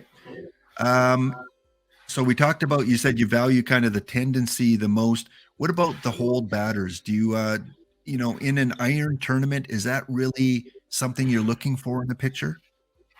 Not early on, I don't, but like a Bill Fisher, I would probably flick that up a few. Phil Koch on the top end of it, probably 1 maybe. Okay. All right. All right. So let's get back to our slides here and continue on. And for those of you that, meet up against Cobra, he is, again, mainly a bronze tournament player, has a lot of success. And, when you can win 200, 300 tournaments in a cycle of a game, that's success. That's pretty good. Even if you're just spamming a lot, winning 300, that doesn't include second place, third place, and everything else. So, interesting to find out and pick the brain of different managers and how they go through and find success in these teams. So next slide, I guess we want to go to is, let me switch here, and this one here. Yeah. Okay. So this one I did from, it's a very small sample size. So it's a couple, like I said, a couple weeks of data, and I don't collect data on every tournament. It's just, to be honest with you, it's pretty cumbersome. So I'll do probably 5, 6, 7 tournaments from the previous day and gather that data, because it does take a little bit of time, and I unfortunately do three pulls from each tournament because I'm using an old bronze spreadsheet. And so next in 24, I'll go to just the two categories, pitching and hitting. And I'll add defense to one of the to the hitters so that I can look at their defense too and kind of go through that. But like you said, this is a small sample size, 14,000 at bats or plate appearances, and then the low is 4,000. So I set a criteria, and these are the 20 or 25 that I came up with just position players that are played a lot in my data, sorted alphabetically. Here's who I've seen playing, and so I look at that list and okay, who am I playing? Who am I not playing? Then you look at it and say, okay, well, yeah, I'll play him. I won't play this card. I'll play that card, and you just kind of adjust your team accordingly. Okay. Yeah. So again, for those that are watching, this is alphabetical by card type. So this doesn't mean that Dave Kingman is the best player you should have. It's just one of the more popular players. I think you've probably got about 25 here in the hitting category. We do have a couple questions from the chat. Maybe we'll address those before we move on. Gristle asked, in terms of the type of pitcher and increasing the pitch around for. So I think you addressed that with the control, right? That the lower the control, the less that you want to pitch around. Right. Okay. That's the way I do it. Okay. Yeah, I do as well. And Rob Deere and Headlights kind of pointed that out. Guys with good control, you can pitch around more than guys with less control. Erie asked, do you play the daily as well as the quick tournaments? In the iron, I play just the quick tournaments, mostly the best of 5. And I do a couple of the best of 7 too, just to kind of get an idea of, how am I stacking up against, having to win 4 games a series versus winning 3 games a series. So I'll kind of mix it up, but for the majority of it, it's mostly just the best of 5. Okay, so yeah, best of 5 quick tournaments in iron. Yeah. All right. And so this is, like you said, it's accumulated data over kind of a 2-week period that you've been playing the game. And through the spreadsheets you use, these are the guys that appear the most. Right, that have appeared the most so far in the data. Okay. So not based on success, based on appearances. Right. Yeah, okay, good. So let's go on to pitchers then. And the pitchers are by number of games. And the reason why I used games was because you'll have starters and you'll have relievers, and sometimes you can interchange a starter as a reliever, or maybe a reliever that has just a little extra stamina that can start. They may start. In my data and my stats, I'll break it down between games started and relief appearances to see where they're playing. Let's say this guy has 35 starts, but he's got 350 relief appearances. Well, there's a reason why they're using it, why teams are using him as a reliever versus a starter. Okay. And these are alphabetical as well. Yeah, alphabetical by card type. So I noticed on the batters and on the pitchers, overall, it looks like, a lot of LE cards and a lot of platinum cards seem to make up the most successful teams. They seem to have the most meta cards, correct? Yes, the last batch of platinums, well, for bronze, I know had a few, but for iron, because I'm learning them, definitely have a lot of platinums. And, it could be 1, 2, 3, 4. I mean, it's kind of scattered around, but they definitely have some good cards, but not to say that, like say your unsung heroes or your snapshot, your rookies don't have good cards, because they do. And are you finding with iron, from what you've seen so far, does there seem to be a favorite towards lefties or righties in terms of pitching, or have you found it's fairly equal for iron tournaments? From past conversations, everyone was going with all lefties, and I couldn't understand why, but I understand now is because they were kind of the best pitchers. But I've kind of seen a mix now where you'll run a few lefties, a few righties, and it'll vary team to team.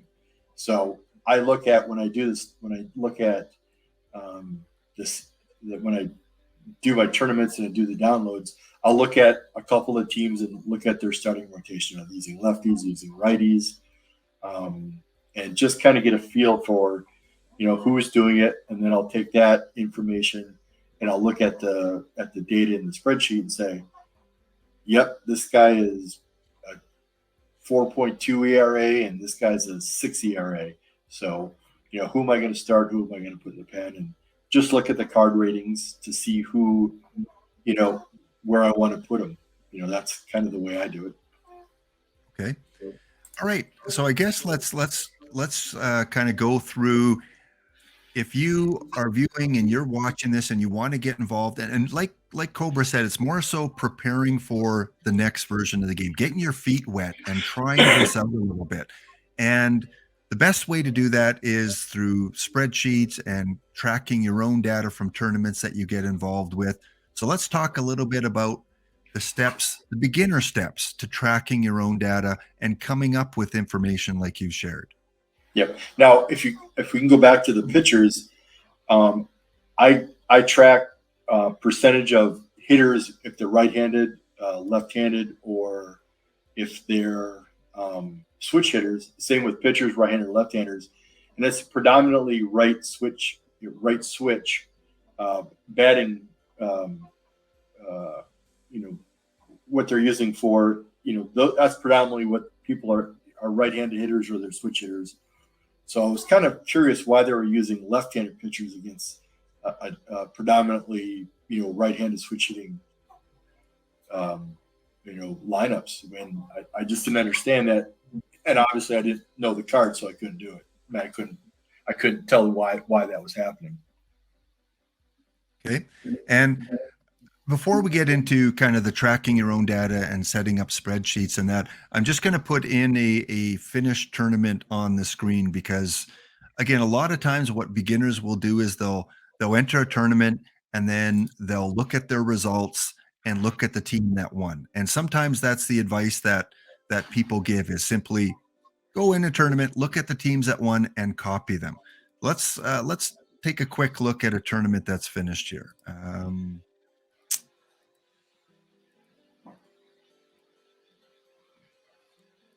And if you're in the chat and you are the Ewa Beach Fighting Chickens, congratulations. In this tournament, you beat the Levine Toros in a 7-game series.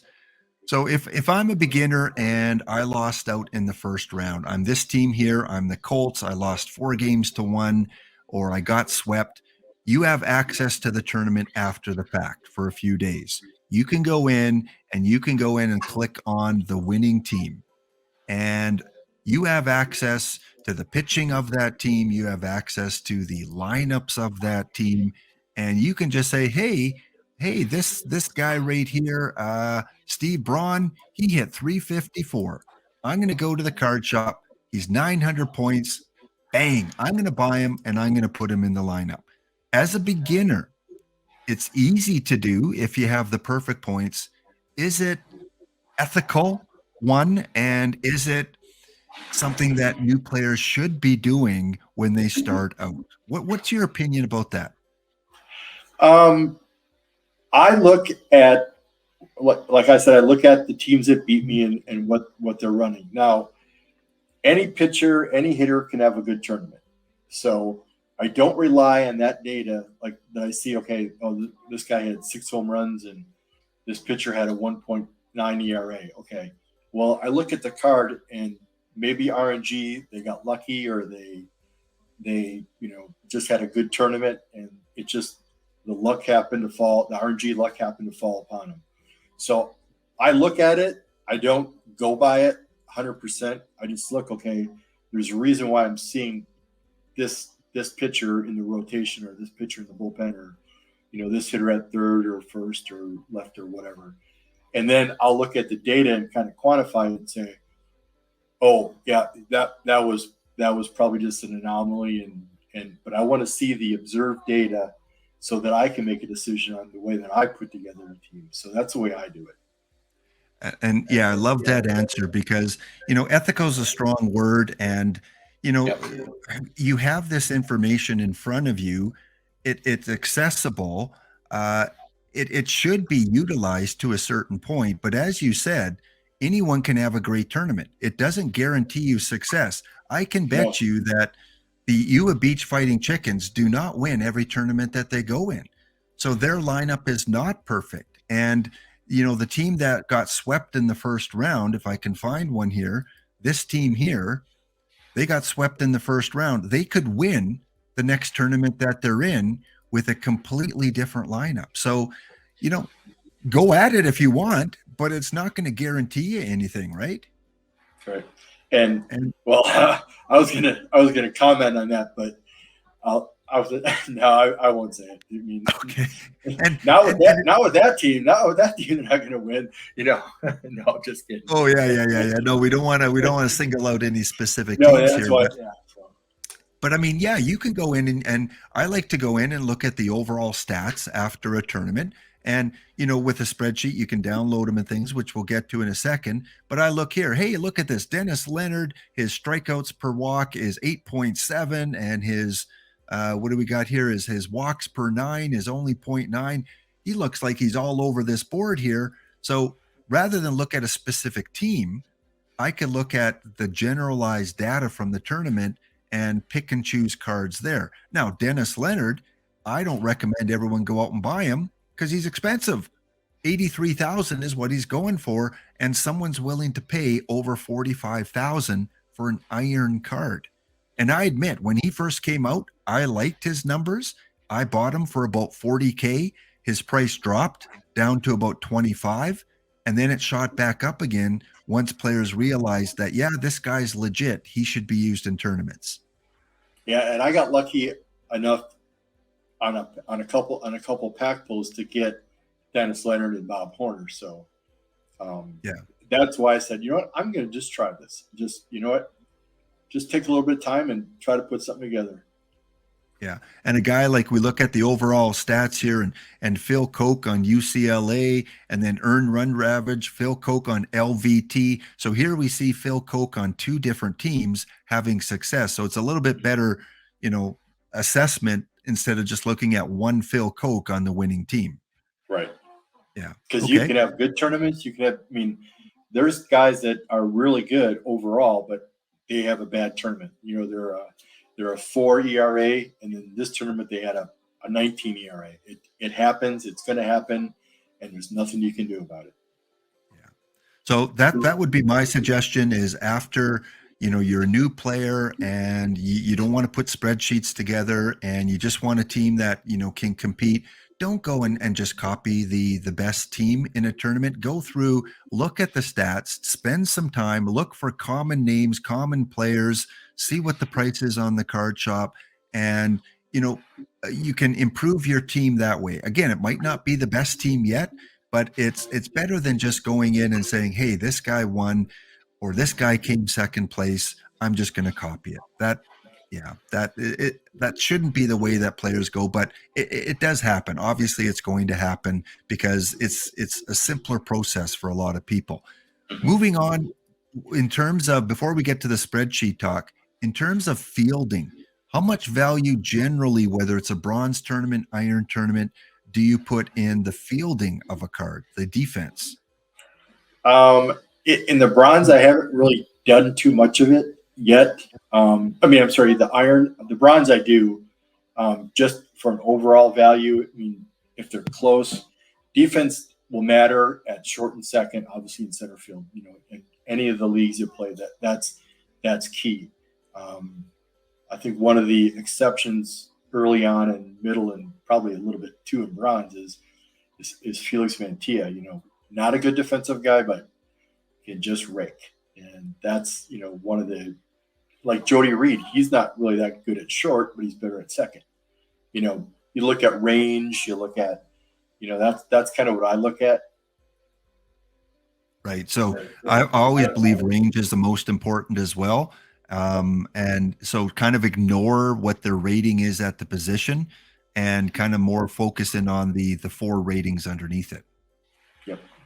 Just kind of evaluate it, and is the lower defense worth the bat? Because iron and bronze, obviously they're a hitting or scoring league. Because not having pitchers with 2 and 3 ERAs over a time period. So it's, who can score the most runs. If you look at the box scores or you look at your tournament scores, 8-7, 15-3, you don't see a lot of 1-0 games in these tournaments. Yeah. And I do have to point out, just clicking on this Jody Reed, in this tournament, he hit 381 and he was MVP of round 1 and MVP of round 2. So for all the Jody Reed fans out there, I do play that card. So all right. So let's leave this screen here and we'll go back to the main screen. Thanks again for everyone that is tuning in here. Over 200 of you tuning in, getting some little bit of pointers and advice about how you can improve your iron tournament play. More geared kind of around the best of 5 is what Cobra plays. However, this can translate very easy to other tournaments too. And before we get to the next slide, emphasize, I am not an expert at this. There's a lot smarter people out there and do a lot more stuff. I'm just this is kind of my process and kind of a beginner's guide. And, this works for me. It may work for you. It may not work for you. Maybe there's a hybrid you can use, a little bit of something here, a little bit of something there, and try to put together your best team. And I just want to have fun with this and, try to show you, hey, here's how I do it. And I've had some success in bronze. And I'm starting to get a little bit of success in iron.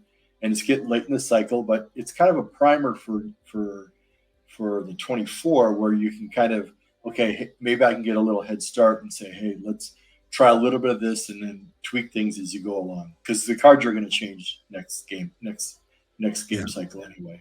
Yeah. And as Heath points out in the chat here, roster copying, not a big deal. I do kind of agree with that to a point. Not a big deal in terms of it's not going to guarantee a success. It's not going to be, hey, he won 3 tournaments. How come I'm not winning tournaments? Because there's so much data you don't see. You don't see the sliders of the winning team. You don't see the secondary roles in the bullpen. There's so many other factors that come into success, and copying a roster, my point of view is if you want to do it, fine. It's just not going to guarantee a success. Yeah. Pitch counts, it's another thing. And, defensive strategies, offensive strategies.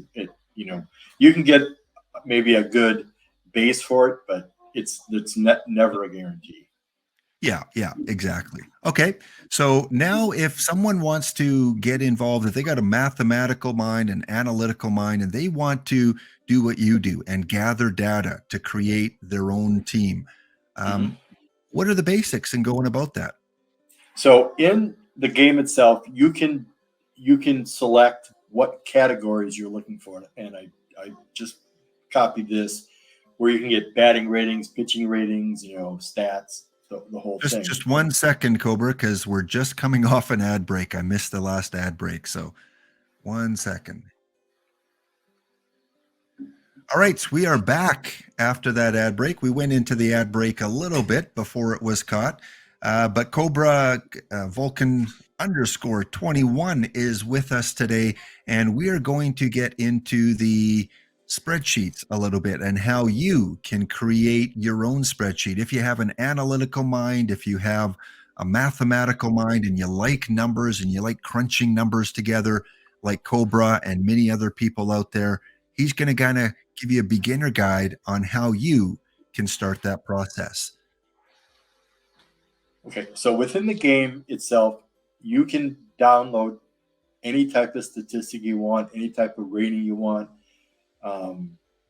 and download what you want to have. Maybe you just want to have at bats, home runs, and have OOTP, figure out your batting average, or you can use a spreadsheet and download the data and then start to manipulate it that way. I'm not an Excel wizard by any means whatsoever. I can do the basics.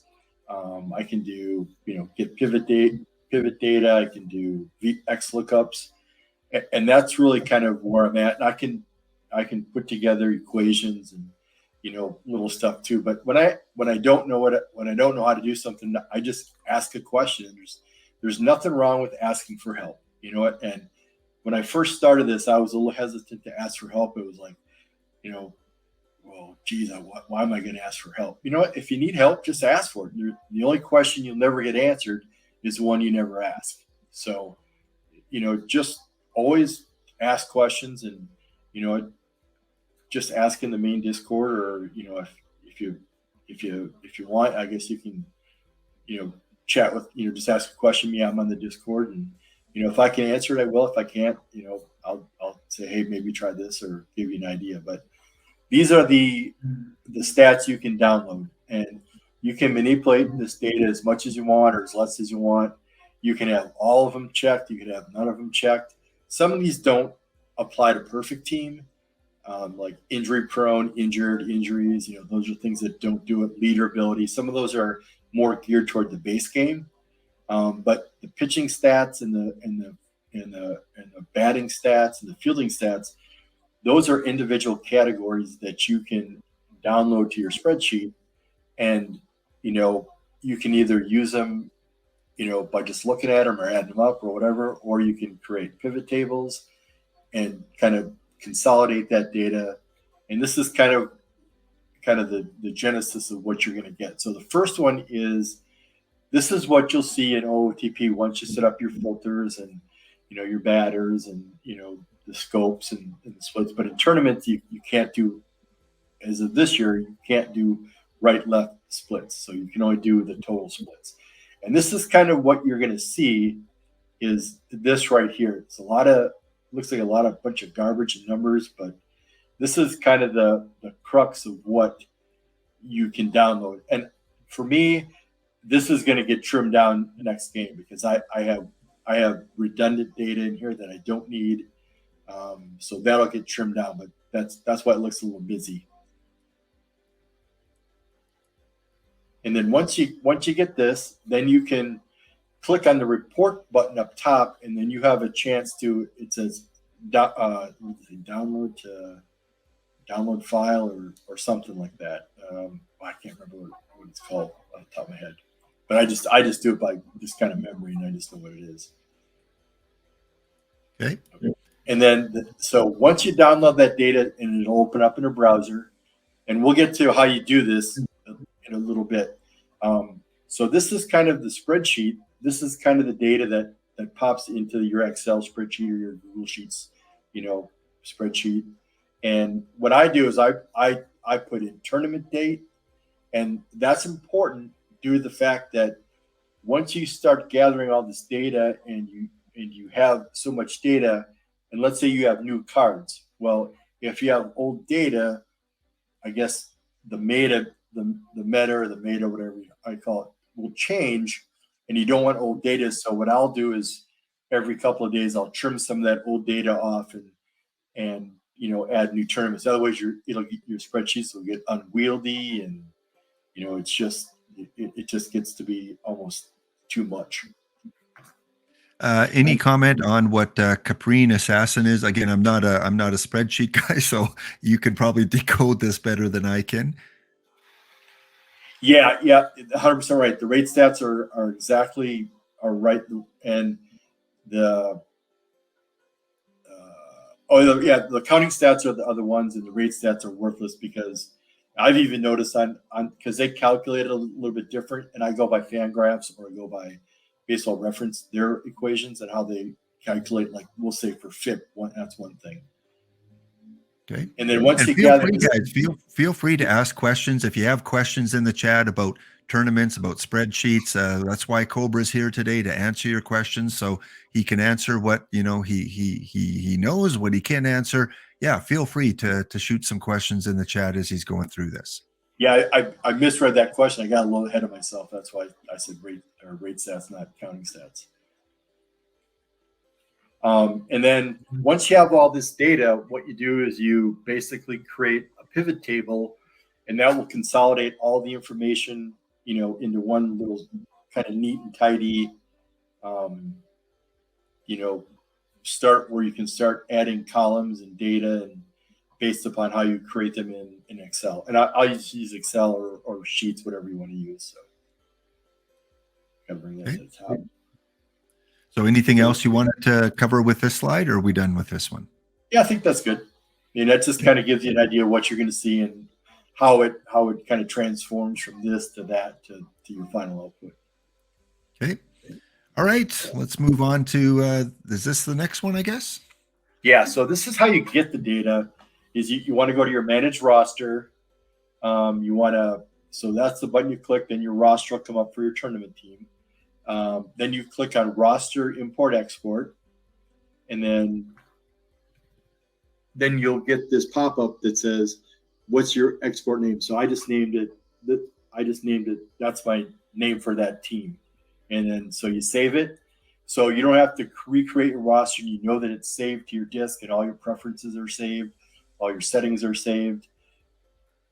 99.9% of the time, I'm just giving you a heads up.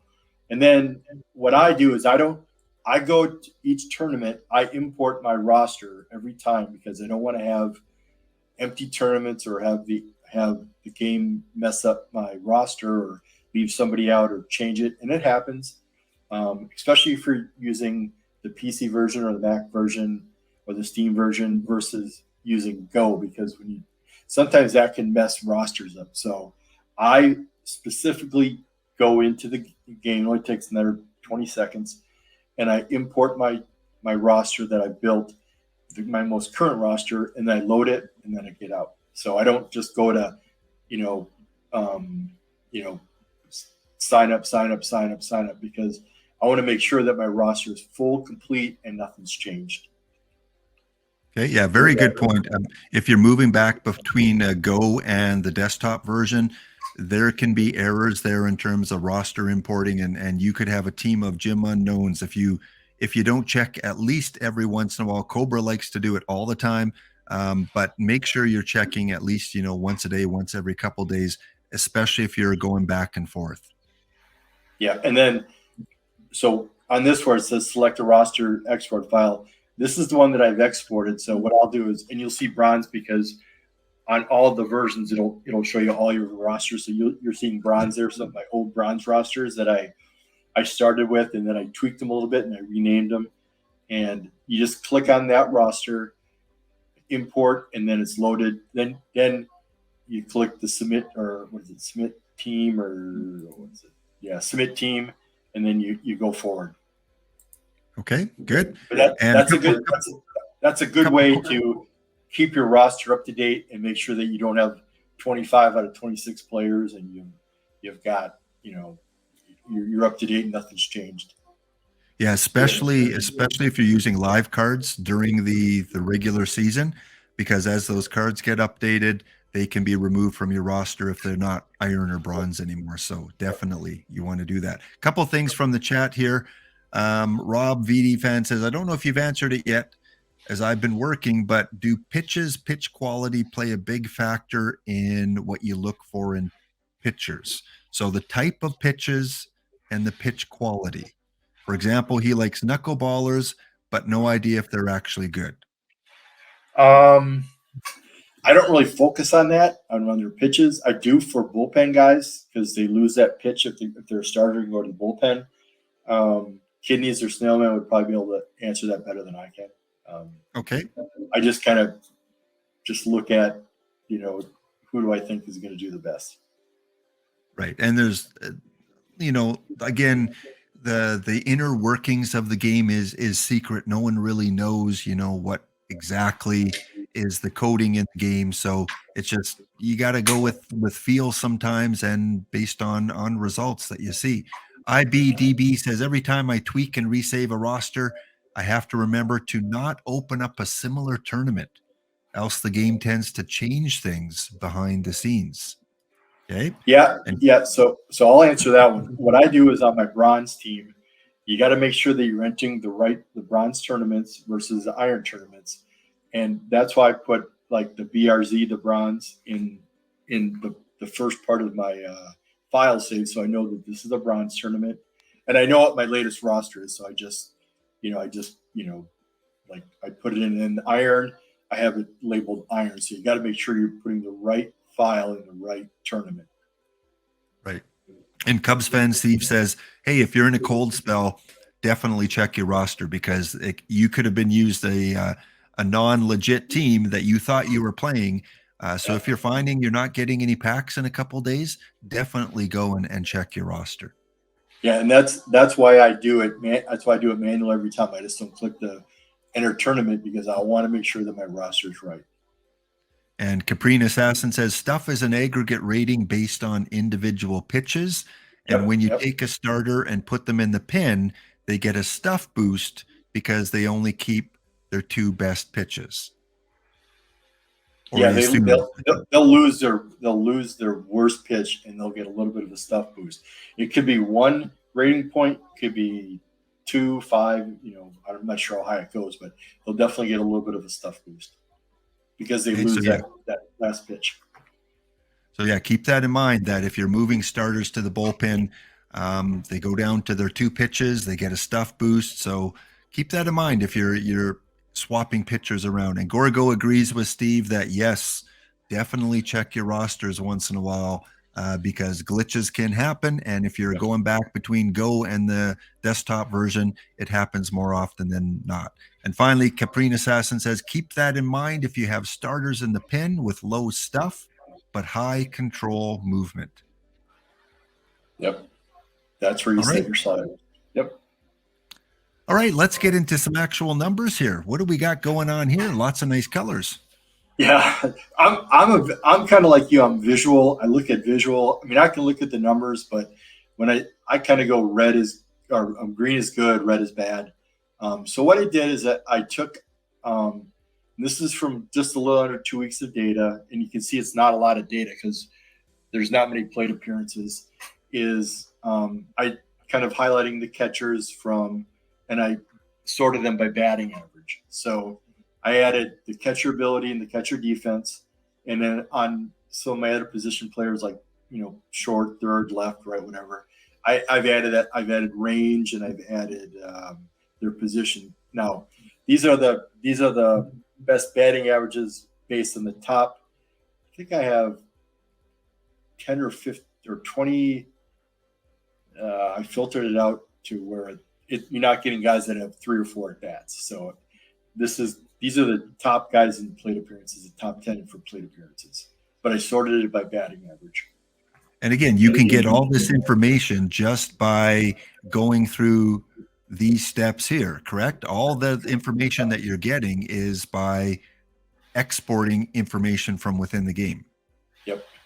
Yeah. So Bill Sarney has a 337 batting average, but he's only has 991 plate appearances, where Bill Salkel, he's kind of the made a catcher or DH, and he's got a 290 batting average. So I kind of base mine on 5,000 plate appearances because that'll normalize things out.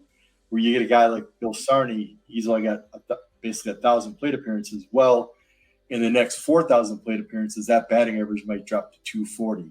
There's just a small sample size here, and that's why I've kind of highlighted. I do the bars for plate appearances so I can see, who's got more, who's got less, and just kind of evaluate it that way. Okay. So 5,000 is kind of your base number that you start to consider the information more accurate. Yeah. And to correlate that, what I've done on my bronze team is I have all the data, all time, all players, and then I have the last 4 tournaments. It's kind of a trending table or trending pivot table. And if you look at the all-time data versus the players in the last 5 tournaments, their batting average, their WOBA, it's either a couple points up or a couple points down, and it's normalized because they've had so many plate appearances. It's normalized. You're not going to get big changes like all of a sudden this guy hits 330 and all of a sudden now he's hitting 200. It's just it's normalized out where the change isn't that much. Okay. And so when you're analyzing the stats here, and just from the chat, Erie kind of mentions too that, when you sell duplicates, that might be a good time if you sell a bulk number of duplicates on the card shop or a quick sell, check your tournament rosters because sometimes that can impact your set lineup as well. I've done that before where, I decided I'm going to sell all my live cards, duplicates or not. And then I forgot that I've got a bronze live lineup. You Yeah, have to go yeah, back and you have to rebuy the cards because you just sold them all. So yeah. And yeah, one way to get around that is when you're, let's say, in your main team and you're playing, and then you have on your main team you have your tournament teams, is go into the tournament and go into the when you select when you're selecting selling cards, you unclick the, let me just go real quick, I'll tell you. Where it says other, you want to unclick, or you want to click only duplicates, unclick active, unclick reserve, and then it'll just show your inactive duplicates, because you definitely will have an issue if you sell your cards on your main team, because could sell your starter in your tournament team. So do it if you're going to sell duplicates on your tournament teams, do it in the tournament itself, and check those boxes. very good point. Yeah, excellent point. All right. And Gristle Whistle has a question. How are you getting the WRC Plus with aggregated data? This is from OOTP's data that I download, and all I do is I average it out because I don't have enough data to put WRC Plus together. But this is pretty close. I mean, it could be off a few points. I don't weight this in my mind when I look at this. I just use it as a reference point. Okay. It's the data that they get and how they calculate it, and I just average it out because it comes as a sum or account. I can't remember originally, and I change it in Excel to average, and this is kind of what it comes out to be. But looking at other stats that I calculate, it's within the ballpark. Okay. Now I'm going to approach this from a spreadsheet for dummies kind of thing. Like I've gone through the steps. I've taken all this data. I've come up with this chart here, and let's just add an extra 0 to all these and just assume that we have accurate data. All right. Mm-hmm. So Yep. I've got all this information now, and now I'm trying to decide, okay, who should be my 2 catchers from this list to put on the team? There's so many numbers here, Cobra. I don't have a clue how to interpret it. I know how to get the information, but now how do I translate that into picking the 2 catchers for my team? Okay, the way that I approach it is, do I value defense more, or do I value hitting more, or do I value both and I mix it together? So Salkeld is a good hitter, as indicated by all the greens, but he's not your best defensive catcher in the world either. So do you trade off hitting for defense, or because the catcher's ability is going to help your pitchers, and it may not mean a lot, but a couple runs a game, or a few runs in a tournament could mean you lose 4-3, or you win 4-3, or or 3-2 or 2-3 or whatever, maybe if it's 5 or 7 series. So I kind of evaluate it and say, okay, yeah, Carlos Ruiz, and he gets played. He's got some pretty good numbers. He's good defensively. Can you live with that average? Yeah, sure, why not? But do I want to play in the iron or the bronze with guys that can hit? If you're playing perfectly, you obviously, I like to run defensive teams more than I do offensive teams, and I like to mix it. So that's how I would look at it. And that's why I try to limit the data that I look at for defense, is because I want to look at offense more than defense, and just kind of it's a trade-off between a little less defense for a little more offense, because you got to score runs to win. Excellent. And I think the way I would interpret it too is, remember that this data that you're seeing, a lot of teams, there's over 13,000 plate appearances for Salkeld, but that doesn't mean at the catcher position. That could be as a DH. So you look at that defense and you go, man, I'm not going to use him. Look at that horrible defense, but he's a great DH for your iron team. And Duke Sims, again, not great defense, but he also plays first base. So maybe you can afford to put him at first base. So when you compile your data, it's not for that specific position of that card. Players can use them all over. Yeah, this is primary position by primary position, not by position, because you can change the position on a card, and let's say, like, for example, Duke Sims, let's say you label him or you assign him as first baseman. Well, he's in the first baseman stats that I have. I think he shows up too, but his stats are going to be a little bit different. It's just how this is primary position, how they're assigned their position. Okay. So if I'm, again, a newbie and I'm looking at this, I would probably go, hey, okay, these are the cards I'm going to pick. I'm going to put Bill Selkhead at DH. I'm going to put in, I'd have to compare my first baseman, but I'm going to put Duke Sims at first. And for the catching positions, I'm probably going to bring in Carlos Ruiz for his defense and maybe either Bill Sarney or Devin Morosco as my second catcher. Based on this data, Cobra, is that accurate assessment? Yep, but then you have to look at other positions. Does Duke Sims take up a roster spot or a versus left versus right position from two other first basemen that are better?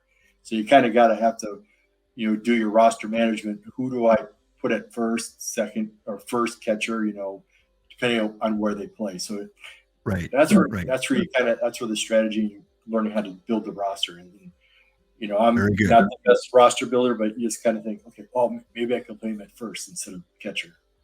Okay. Well, let's look at one other position, and we're not going to run through all the positions, but Cobra has generously provided positions for catcher and first base. And again, just to give you an idea of what it looks like at the end result, and then it's up to you to go and create your spreadsheets and analyze and come up with other positional players. So we're going to look at first baseman. Yeah. There's Duke Sims. He's labeled as a first baseman. See how his numbers are different? Right. Yeah. So again, really good offense. Do you want to sacrifice that for the defense? And we notice from the catchers, there seems to be three to four really well-used catchers, but for first base, it's a lot more spread out. Yep. Okay. So anything you want to kind of focus on here on specific players or information that the chart gives us? It just the range, and the range is, I guess not so much for the first baseman. It matters a little bit, but where your range will come into, is your shortstop, your second baseman, your center fielder. That's kind of where you want to put your best range guys, and then just kind of evaluate the cards. Do I put the range guy in here, and sacrifice a little bit of defense to save some runs, or do I put a little more offense, and kind of vice versa. Okay. And we've got our last ad break coming up here, and we'll bring back Cobra right after this break to kind of finish off the spreadsheet. And he's got some great resources that he's going to point out for you guys to use, because in the chat, it's still going to be overwhelming for a lot of you just listening to this. And Heath mentioned that, the pivot sheet alone is going to be a challenge for a lot of new people getting into spreadsheets. So don't worry, Cobra has some other information that he's going to share that will help you assemble the process a little bit better. So we will be back right after this ad break and finish our discussion with Cobra 39. Stay tuned. All right, the ad has started. Thanks, Cobra, for taking some extra time here to go through this. I know I'm finding a lot of this very valuable, and I'm hoping a lot of other people are as well. And we're getting, some interesting comments from the chat as well. Yep. Okay, so let's see if there's anything in the chat here that we missed. Well, Gristle says, this stream is definitely inspiring me to put some work into his bronze team, even though it's been doing well lately. So I'm sure that's the same with you and your bronze, is you're still always tweaking it, correct?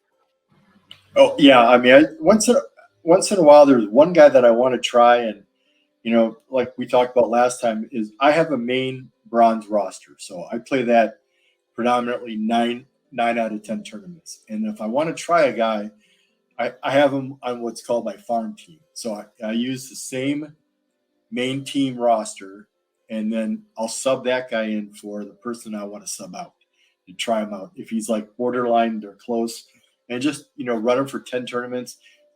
I know I may not win, but at least it gives me the information. Hey, oh yeah, maybe he is worth playing. And, one tournament isn't going to decide if he's can play or not. You have to play at least 10 and even more just to get those at-bats and plate appearances. Yeah. Yeah, I admit I'm a lot better at the iron tournaments than the bronze tournaments. I find the bronze tournaments somehow a lot more competitive. Maybe more the pros and experts are going for the bronze tournaments instead. But yeah, it's fun. Hopefully, they don't change the tournament structure too much for the new version of the game, because you just get used to it, and then boom, all of a sudden it's completely different. Well, I'll say that I get my butt whooped regularly in bronze, and I didn't use the other word for the starting off of that sentence. So. All right, and we are back after the break here, having some discussion there. And thank you again for everyone tuning in. Follow Durden. Thank you for the follow.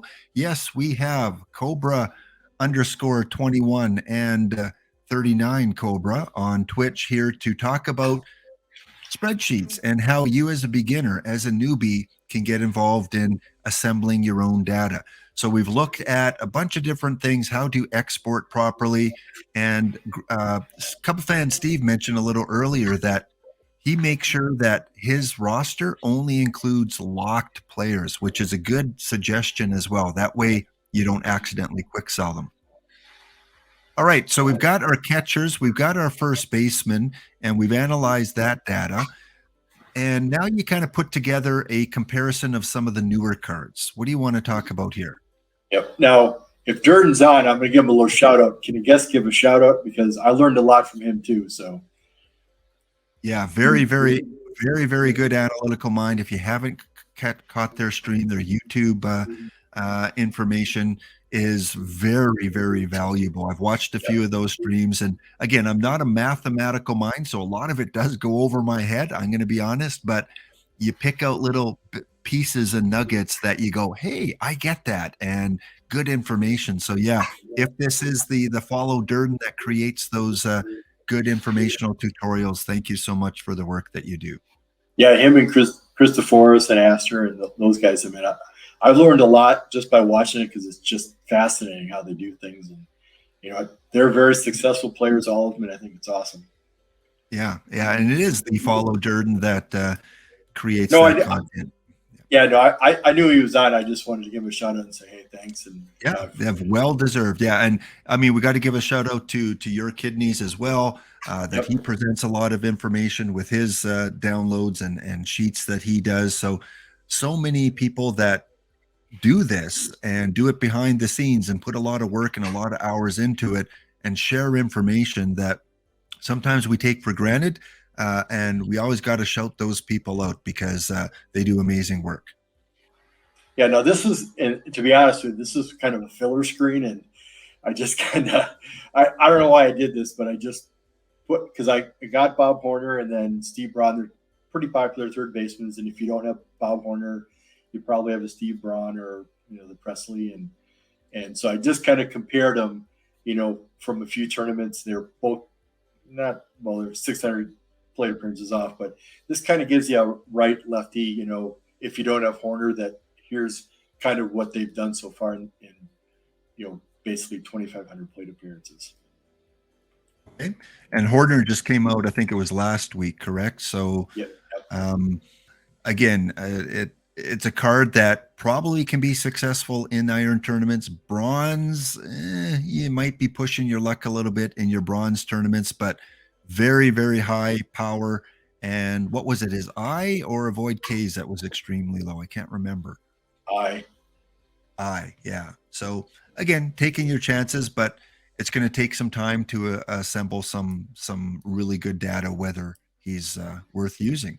And Steve Braun, go ahead. You could, with his eye, you could almost call him, Blind Horner instead of Bob Horner, because his eye is really low.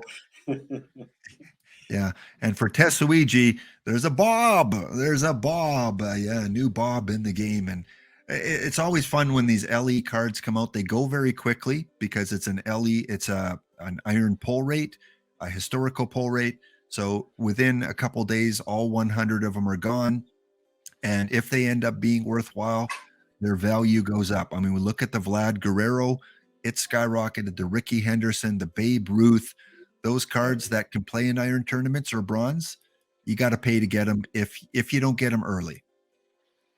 Yeah, and then Rob has a question about the contact and BABIP and avoid Ks. Okay. So what is the most important for contact hitters? Contact, Well, BABIP, or avoid Ks? I look at BABIP and avoid Ks. Contact is kind of an aggregate of what BABIP, avoid K, and I think, or I know it's three of them, but contact is kind of a consolidation of three of them. Where I look at individual BABIP and I look at avoid Ks, and I do it for left and versus right too. Okay. And Cubs fan Steve compares Horner to Chipper Jones, and Chipper Jones has been the meta third baseman DH for bronze tournaments for a very long time. I have one comment on that. Mercado. Oh, sorry. Had a little frog in my throat there. no, Chipper is really good. He's really good. I like Mercado. I just do. You know what? I like Mercado too. I have used Chipper, but I like Moncada, and IBDB says Chipper regularly disappoints him, but feels obligated to keep running him out there. Yeah, I mean, it's hard not to. I mean, it's really hard not to, but yeah.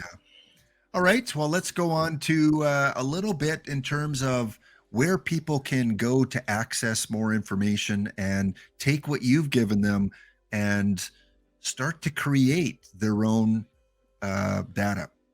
Yeah, so we'll look at the bottom two first. Fangraphs and Baseball Reference have sections in their websites where you can look up how do I calculate. I mean, as simple as how do I calculate ERA? How do I calculate batting average? How do I calculate slugging percentage? All the way up. How do I calculate WOBA? How do you, and even some more advanced stats that you can get from the counting stats that you download or do the spreadsheet with. And then you can start to figure out, okay, hey, here's what they're actually hitting. And you can, like I said, from the count stats, wins, losses, inning pitches, relief appearances. I'm using pitchers as an example. Is there somewhere specific, Cobra, on Baseball Reference that you can go to Fangraphs? I know where that one is. Yeah, if you go to, I think it's Glossary on Fangraphs. Yeah, so go to the WOBA stats. Yep, click that. And then I think at the bottom it says all hitting stats, and then you can kind of link through it. Oh, yeah, so it'll tell you if you want to do other stuff. But it gives it, I mean, if you're into stats and you're into baseball and you want to, kind of find out a little bit more about, the sabermetric part of it, here's how we calculate it. Here's where it's good for. Here's kind of, now this is major league playing. So, I mean, but in your tournaments that you play, or you can even use it for, your league team if you want to do that as well. But it gives you a description, kind of walk you through. Here's what we base it on. Here's what's good. Here's what's bad. Here's kind of the context of it. Okay, so head into and go to the glossary section, and in the glossary section, whatever kind of stat that you're looking for. Yeah, see where it says pitching stats, defensive stats. Like go to batting stats up top. I think that's a link. Oh no, it's not. Okay. No, but yeah, all those stats in there are in there from, basic stuff, like I said, batting average, ERA. How do you calculate it in your spreadsheet? So you don't have to use OOTPs. We'll just leave it at that. All right. And of course, the great ads that keep coming up, right? Yeah. I guess you could subscribe to it if you want to go ad free. Yep. There must be a payment option. So big shout out to Fangraphs. And is this the site that when people are live speccing during the season and want to kind of guess which cards might go up and down from gold to diamond and so on, is this the best site to do that? It's the one that I use. I mean, there's a couple other sites, but this is one that I use. Okay. All right. Usually I just listen to what RDT says and I just go with that. Yeah, absolutely. Yeah. Again, unless he's wrong, the wheel, right? Unless he's wrong, then I let him know it. So fangraphs.com and baseball/reference or baseball-reference.com. And then the third one. Is DRC, and DRC was a streamer last year, and he walked you through how to do the process. I mean, this is where I learned it from. I mean, I watched this video. It's a couple minutes in, and he does a great job of explaining how to do it. You know, what to do, how to do the reports, filters, pull it down to a spreadsheet. Great resource, great player.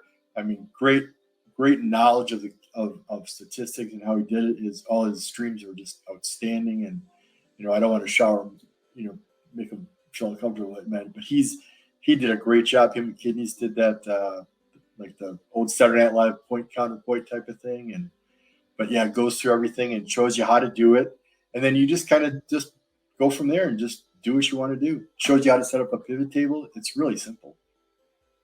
So there you go. If you're struggling with what is a pivot table and how do you access all this information that Cobra has shown us, this video is from the OOTP 21 version, but I'm assuming that it translates over to 23 just as easily. Yeah, it's just, I mean, all you're doing is downloading data, so that's it. Yeah. Okay. And there you go. And do you know if it's Windows? Yeah, I guess he's using Excel, right? Yeah. Yep, so yep. He's doing the window version. So video, it's about an hour long, but it's well worth it if you plan on doing any kind of stat gathering. Go check it out. And it's got over almost 2,000 views now, so it has been accessed by a lot of people. Yeah, it's tremendous. I mean, I highly recommend it. All right, good. And yeah, there are some streamers that every once in a while the nerds come on. I think they call them the Nerd Show, that comes on usually on Mondays. And I think Durden, or no, I think Follow Durden, I think, does that show, doesn't he? Yep. And then also, I know Charles does. Mike used to do the I'm getting old. I can't remember. Trying to think what Warbot one. The Warbot. Oh, the Warbot. Yeah. Okay. Yeah. And any other resources that you kind of want to highlight there? No, but that's just kind of a basic how you get started, and just, you know, it's I'll be upfront and honest with you and open. It's gonna take a little bit of investment in your time, you know, and I guess you put in as much as you want to get out of it. And like I said, you don't have to download every statistical stat. You can just do basic stats and just kind of, you know, have fun with it without getting too involved with it. But, you know, it gives you a good starting point on, you know, how just an average, like I'm just an average player in this game. You know, I'm not in perfect league. You know, I have Diamond team that, you know, does well, but I just do it to have fun, and you know, I just kind of like the statistical part of it where I can look at it. And now, does that translate into winning? Yes. Does it translate into losing? Yes. But you take the good with the bad.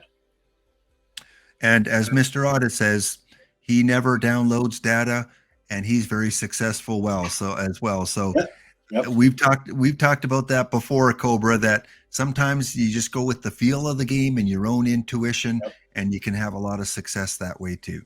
Yeah, that's why I said you put into it whatever you want to put into it, and you know, it comes out to whatever you want to do. And I like to do the stats, so that's what I do. But you know, and so with a little bit of time and a little bit of effort, it's possible. This was from this morning. So from where I started to eliminate, I did this morning. So it's possible to win if you put a little bit of time and effort into it. There you go. Yes, you will have your share of victories for sure if you are willing to put a little bit of time, a little bit of research, and gather the data, or pick the minds of some of the people that do gather data, and you know, a lot of things they're willing to share with you, and you know, take what you can from these people, because they put a lot of work into it. All right, let's finish off, Cobra. We didn't talk about this. I thought you were going there. I thought you were going to gouge. We are.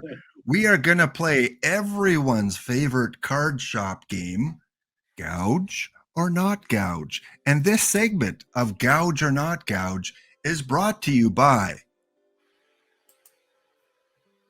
Pringles ketchup chips. Well Those- loved by our guest today. Those, I'm going to be honest, those are the worst ever. I know. That's why I had to bring them on, because I just know how you love the Canadian ketchup chips. I would rather eat unflavored Triscuits than eat those. Yeah, we talked a couple months ago, and Cobra has been up to Canada before and tried some of the Canadian snacks and wasn't a fan of the ketchup chips. All right, so we've got all the cards that are currently listed over 400,000, and I'm expecting tonight more cards to be listed over 400,000 with the new milestone cards. So let's do a little bit of gouge or not gouge, and based on your perspective. So those of you that are subscribers and you have the gouge or not gouge emotes, feel free to use them as we go through. Let's give Cobra a little bit of help with some of these players. So the Jeff Beg, yeah, go ahead. Before you start this, those ketchup potato chips are the only bag in my lifetime that I've never finished the chips in. Oh, no. There you go. And believe me, I'm not sponsored by Pringles. I don't think they would reach out to sponsor me. But if they're listening, feel free to send Cobra a box of ketchup Pringles. Oh, the only chips that you didn't finish. Well, maybe you got to give it another shot sometimes. All right, let's go. Jeff Bagwell, the championship card from the PTCS that I believe Snail Man was one of the winners of these. Very good ratings, very good against both lefties and righties, a little bit splitty. 3,600,000 on the card shop. What do you think? Are you gonna pony up and pay 3,600,000? I'm missing that first digit, otherwise I would. But all right. No, what would you value? What would you value? I'm thinking. I mean, there's only 4 of them. Yeah, I'm thinking $1 million. I don't know. I mean, that's a tough one. You got Frank Thomas, and I haven't really compared them, so that's a card I wouldn't even look at because I know I don't have 3 million points. So, and there is a buy order up for 1.1 million. So that kind of sets the market right there, right? If someone's willing to pay 1.5, yep, we're kind of looking in that price range. These championship cards like Steve Carlton, Bagwell, they're kind of hard to assess because there's so few of them. There is a Carlton up for $1 million right now. Again, only 4 of them, I believe. From what I hear, not one of the top 5 pitchers in the game. Still a really good pitcher, but $1 million perfect points. What do you think? Limited edition. I mean, his L10, since there's only probably been one sold. So, yeah, I guess it's probably not a gouge. I mean, if people want to pay it, that's kind of the market price on that one. All right. Yeah. And Bailey and Cubs fan Steve agree with you on that. Then we get to the new Whitey Ford. Very good movement, very good stuff. All of them over 100. A couple really good pitches, change up, slider, curveball. And it is selling currently for 550,000. The last 10 is 338. I don't even think probably 10 have been sold. So it's kind of misrepresentation of what it's worth, I think. Is it worth 550? I think it's somewhere in the middle. Middle of 338 and 550? Yeah, maybe a little less. I mean, it's one card. You're paying $500,000 for one card. Yeah, and a pitcher. Yep. So I agree. I think 400 to 500,000, maybe at this point in the game.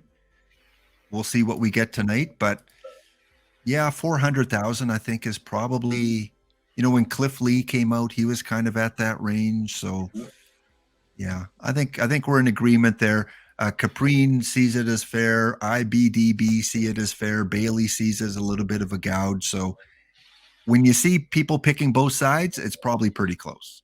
Yep. Next, we have Rogers Hornsby. Been out for a while now. Special edition card from, was it a Cooperstown topper No. or platinum?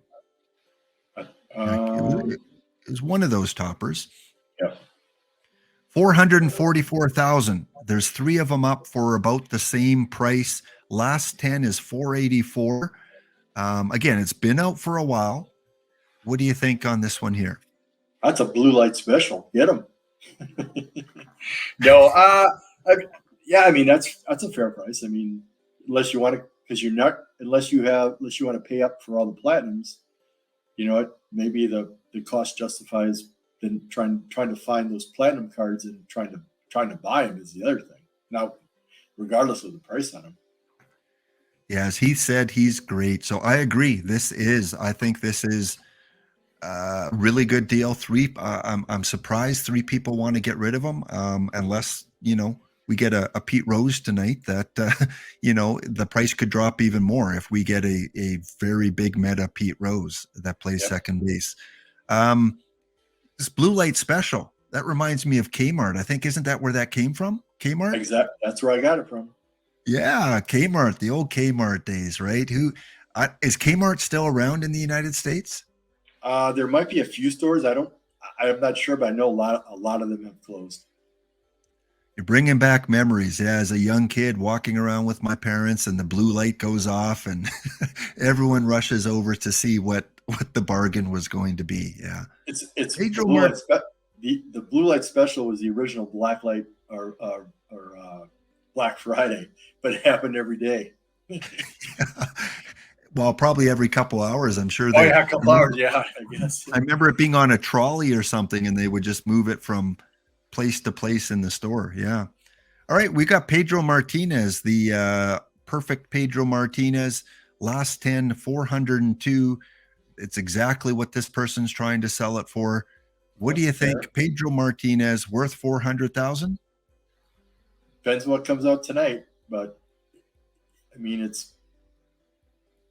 I think that's maybe a little less, but that's just because I'm cheap on those sometimes. But yeah, I think that's a fair price. Not everything can be a blue light special. I think it's fair. I mean, it's the only one on the market. He's used all over the place in Perfect League. So yeah, I think, if you're going to spend 400,000 when Cliff Lee came out, then he's worth that. Bobby Matthews. Gouge. I didn't have to look at that one. That was a quick one. Yeah. This one's been up for a while at 950. It is a good card. Really good pitcher. A lot of people use him. Probably really good in Diamond. I don't know how he translates to Perfect League, but really good Diamond pitcher. Definitely Cubs fan Steve's got the double gouge on that one. This one's interesting because he was worth so much when he came out. It was such a tough card to get because you had to complete all the Topps bunt missions. And great for cap leagues, hitter, pitcher, selling for $435, but the last 10 sales have only been $350. Someone's willing to pay $300. Yep. So right in the middle, right there, it's kind of a little high. I mean, I think it depends on what format you play that you want to use them, and is it a good return on your investment? And I think it's somewhere in the middle would be probably a fair price. I don't know on him because I didn't do the Topps because just ridiculous. I think if you want an Ohtani, wait until after this weekend's Master Series, which is a capped tournament, which the players that are involved in it are going to want to use Ohtani, I would imagine. After that tournament, I think you'll be able to get them for 300,000 or less. Now, if that was my sell order, I would say not gouge. You would say not gouge? If that was my sell order, but it's not. Yeah, and again, it's good we can't see the names because we're not making fun or people that selling for that, but some of them are completely far off, like the Bobby Matthews, like. there's gouge, and then there's just like completely out of ridiculousness. ballpark. Yeah. Then Jerry there's Royce. one. Yep. I don't know if you ever had a Jerry Royce. I never owned him. He was the Yep. very first platinum topper, and very, very useful card up until maybe Plat 3 came out, and then his value kind of fell off. Mm-hmm. Gouge on this one, 500,000, I would imagine. Although I think you need him for the ultimate platinum topper for Hornsby, don't you? Yeah. Yeah, and plus you had to get all the Platinum Series cards, and he was number 1. So trying to get them and paying up for it, but I think that might be a little high. Just it's kind of how you evaluate it. Do I try to buy all the Plats for this, or do I just buy the Royce card? But it's probably gougy. Yeah, I mean, if you can buy Rogers Hornsby for 444, why try and finish the missions and pay more than that? Yeah, but especially if you're not.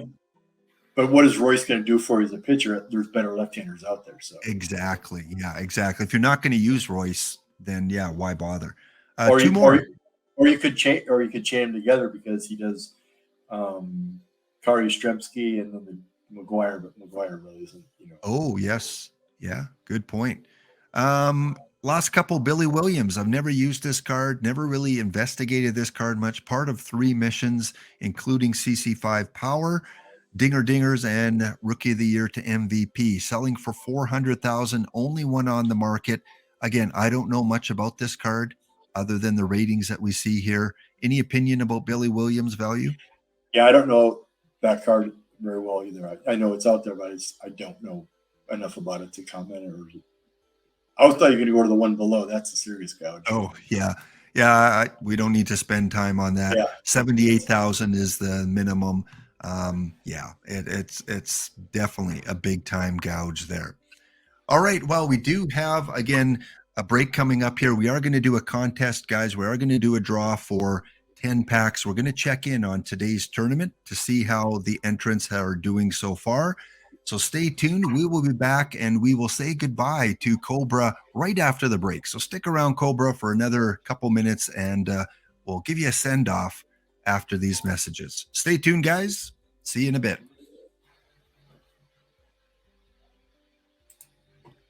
And now Twitch is showing me that the ad is done. Are the ads done? Did they play ads already just recently? Because they're showing them as being done right now. So I didn't see any ads. You didn't see any ads? Okay. Nope. So either we're time traveling or Twitch is just playing games with us. So well, I'm in the StreamYard, so that's probably why I don't see them. Oh, maybe why, yeah. Caprine said he just got one. So we'll assume the ads have just played. All right. Well, finishing off here, any last kind of closing thoughts that you have about, iron tournaments, spreadsheets, perfect team? It just comes down to entering them and taking a little bit of time and just kind of working your way through and just have a little bit of patience. And the one thing that I've learned about this game since I've started playing in 21 is you got to have a little bit of patience, and you got to do just a little bit of work. You just can't toss everything into the into the lineup and think you're going to win. So it's basically, taking a little bit of time, have a little bit of patience, and just, kind of just doing what you think is best, and hopefully put something together. And that's really about it. I mean, it just comes down to a couple things. All right. And again, Vulcan is very successful in his tournaments. We can see, you can go to the manager screen and you can type in a manager's name. You might come across him in the bronze tournament as Vulcan Cobra's 39 TBD. You may come across him in the iron tournaments as the Vulcan Pirates, where again, he has 13 wins already, and he's only been at the iron tournaments for a short period of time. He has 308 wins in bronze. And when we look at the overall tournament leaderboard in terms of wins, we see that there is, I know Kip is sometimes in the chat. Kip, I'd love to know how you have over 1,000 wins in tournaments with one team. Obviously, it's probably quick tournaments. Maybe it's some of those 8 entry tournaments where it's just a few perfect points. That could be part of it too. But very successful for Kip. Over 1,000 wins. Second place, Taylor Swift is at 686. So yeah, I agree. It's probably a lot of the quick 8-man tournaments. Which again, if you win 1,000 of those, what's that? 600 perfect points times 1,000. That's quite a few perfect points that you can accumulate, because probably not a lot of the big guns play in those 8-man tournaments. In terms of where we are, Cobra and I are on the second part of the leaderboard, along with Mr. Audit and Tommy Guns and a lot of other red eclipses up there. So 39Cobra down there with 308 wins. And I think I might have moved to the third part of the leaderboard. Yeah, I'm at the very top with my gladiators on the third leaderboard. With Brydav is up there as well. EVC is up there.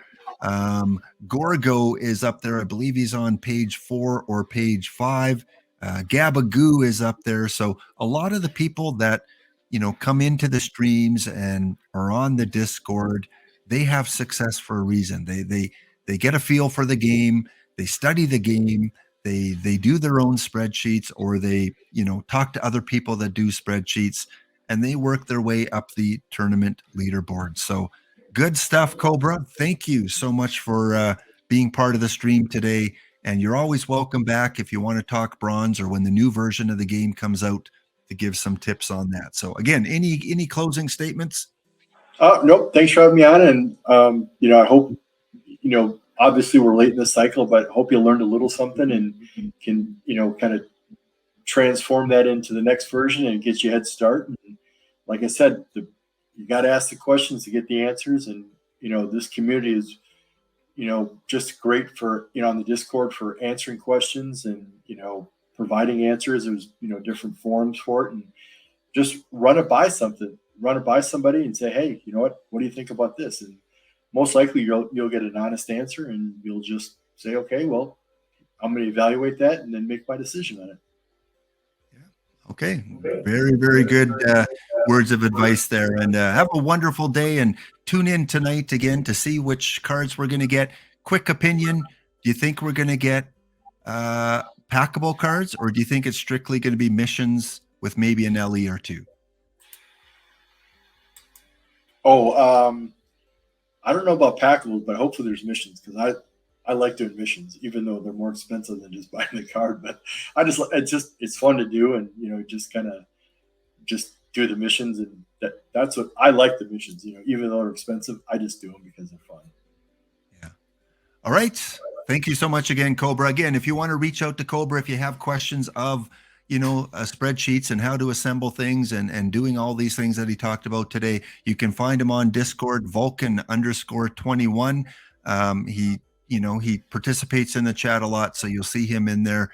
And thank you again. We'll see you next time, and enjoy the rest of your day. Yep. Thanks. Have a good day. Now it's time for beer and wings. And iron tournaments. And now iron. I've already got my bronze done. So. Okay. We'll catch you later, Cobra. All right, we are now going to take a quick peek. We have a contest coming up for 10 standard packs in about 10 minutes from now. We're going to look in on the tournament, where the winner of this tournament will get 5 packs that I will award to them from OOTP. So let's check out how they're doing.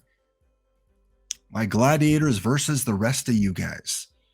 Well, look at that. Look at that. We are down to the final 4 right now in the tournament.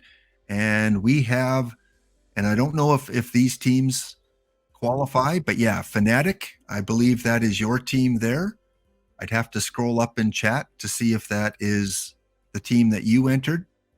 Puyallup is in there in the final 4. The Wassies, I believe they were in the chat. Gristle Whistle trying to defend last week's championship. Excellent. And of course, my Rocky Mountain Gladiators are in there too. So I did not expect them to go this far in the tournament. They've been doing really well. So looking at the progression here, Cubs fan Steve beat out the Mad Hatters, and then Gristle Whistle beat out Cubs fan Steve, and underneath that we had Doc Ellis, the Day Trippers Heath, beat out Rob Fan by 1 game. That went to 5 games, and same with Puyallup and Ashland Eagles. That went to 5 games. All right, we got a new sim that came in. And I am down. I need to reverse sweep now to make it to the finals. And Gristle and Puyallup have tied up their series 1-1. On the right side of the bracket, we had the Pennsylvania Whips. They took out the Chubby Bulldogs. I took out the Sterling Pounders. We had Fanatic take out the Red Rhinos. And then the Ghosts, yesterday's champion, taking out the Fighting Amish. Then the Ghosts lost. So a little bit of revenge. Yesterday, the Ghosts beat Fanatic in the final. Today, it's the other way around. In the quarterfinal, they got some revenge. And then I took out the Whips. So yeah, hopefully by the end of the stream, we'll be able to see who our 2 finalists are. And IBDB says, you advance to the semifinals on a walk-off Grand Slam. Well, now you've got my curiosity tweaked. Let's go to Puyallup and your schedule. Walk-off Grand Slam. That, I guess, was against Heath. There we go. Let's take a look at the game log. Yes, I'm sure Heath has done that to many teams in the past, but we have Bill Fisher was in the game. For Doc Ellis, Kyle Schwarber was hit by a pitch. Herman Long doubled.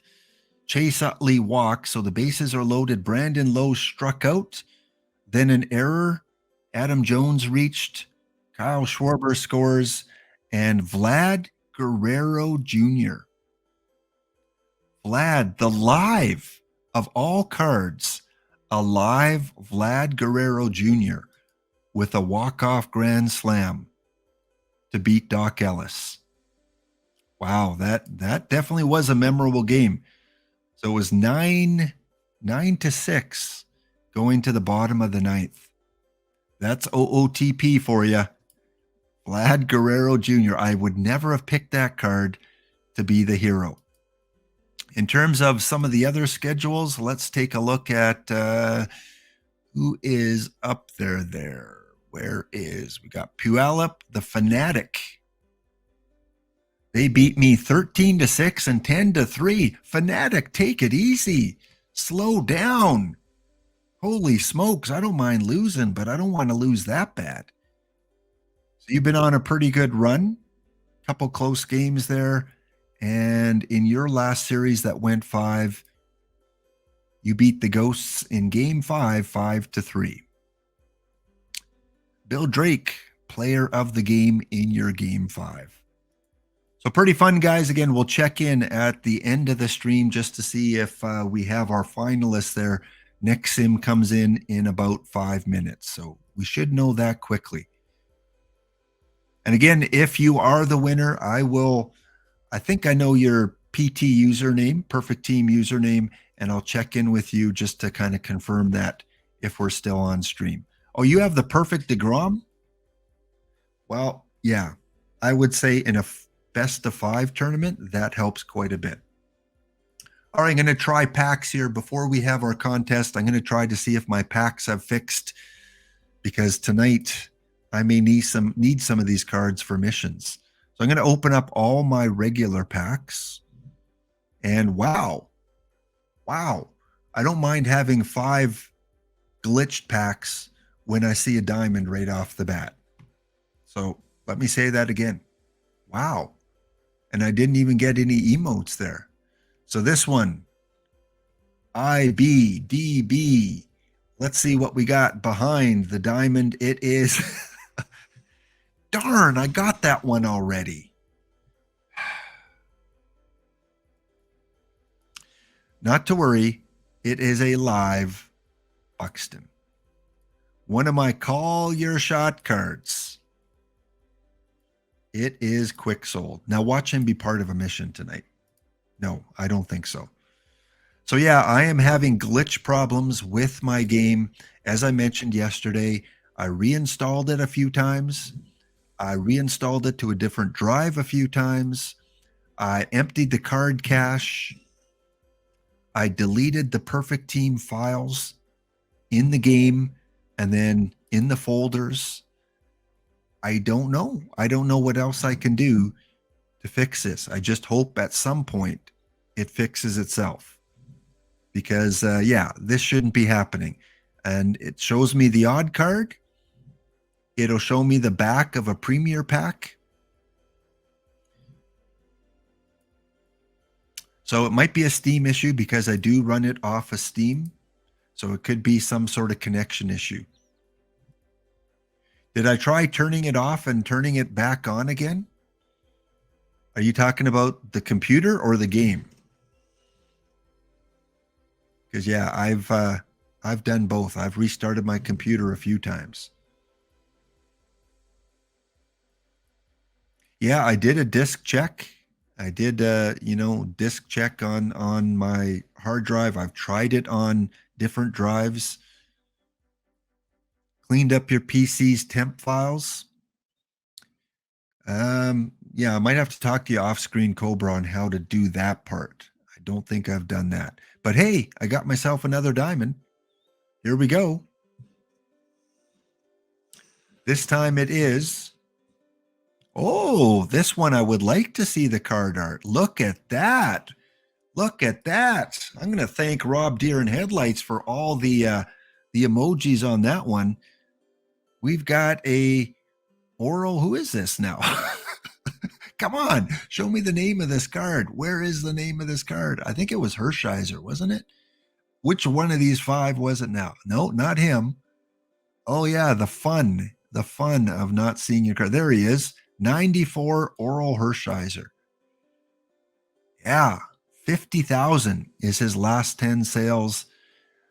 Smell of Victory. Hey, that is that's a Cy Young card. Look out, Doc Ellis. I may get Cy Young sooner rather than later. So there we go with that Cy Young mission card. Well, even though I can't see the cards, I was able to pick up a couple of diamonds. And who knows which other silvers I might have, because it doesn't show me the silvers. Iron, silver, iron. At least if it's a gold, diamond, or perfect, I'll know because it gives me the backing of it. But yeah, I'm just going to open a few more packs just because. If I can get on a roll. I guess what I could do is I could hook up my phone and open packs off Go. That would probably work. But I'm not going to open up many today. Let's see if I can hit one more diamond. Cubs fan, thanks for the support there with the emojis. Yeah, you have Oral 2 a long way off. Yeah, I'm only at 27%. But Heath, I have over 400 packs yet. And we're gonna shut the packs off there. And very cool. I've never been at this point. I was here yesterday, but I've got 428 packs and they're all premium packs. I've got no more standard packs. This is what hoarding your premium packs from June looks like. 428 premium packs, and only one of them is a diamond. So let's get that diamond out of the way because it'll look prettier. Let's get rid of that diamond card. See who it is. Diamond number 3 is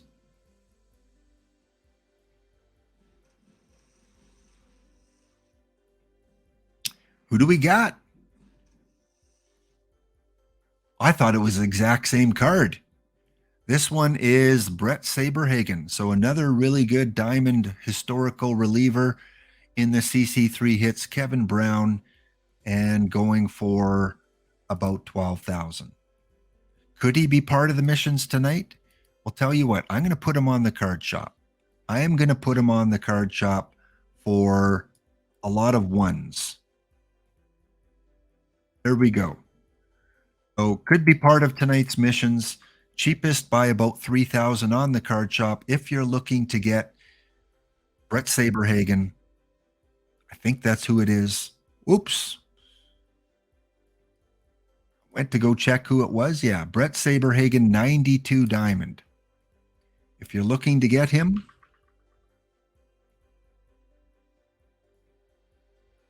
he is on the shop.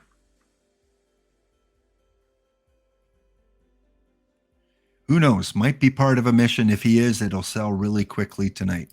So yeah, all my packs now are either... Oh, look, it showed me a silver on this one. Things are getting better. No, they're not. So yeah, all my packs now are either silver, gold, or historical packs. I'm guessing there's probably about 250 silver. That is basically from watching all the official streamers, all the OOTP streams since about June. So this is about 6-7 months of affiliate, or not affiliate, but official streamer packs. And I only collect packs on this account. So yeah, that's a lot of silver packs that I have to open. But I got to wait until the glitches are fixed. Ted, fellow, I think you're in Canada, aren't you, Ted? Man, I start itching after I have 20 packs hoarded. Yeah, I don't know what to say. I just like to keep my premium packs. All right, I got 16,000 perfect points. I don't have enough to buy a perfect pack, so we're not going to do that today. Let me transition over to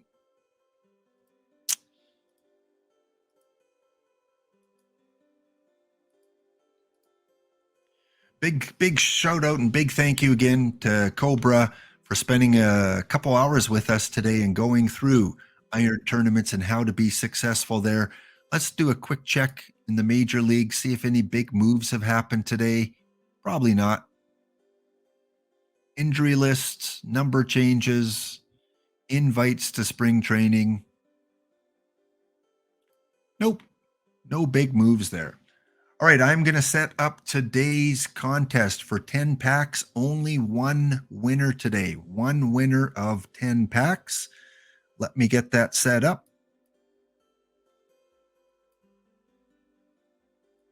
So first name drawn will get those 10 standard packs, and we are underway. Exclamation ticket, exclamation enter. Get your name in. Ted McGinn was number 1. He even beat Wildcat today. Wildcat from Oklahoma is slowing down.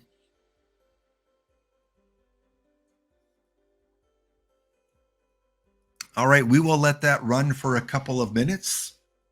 I can take off this Green Bay hat and put on one of my NHL hats there.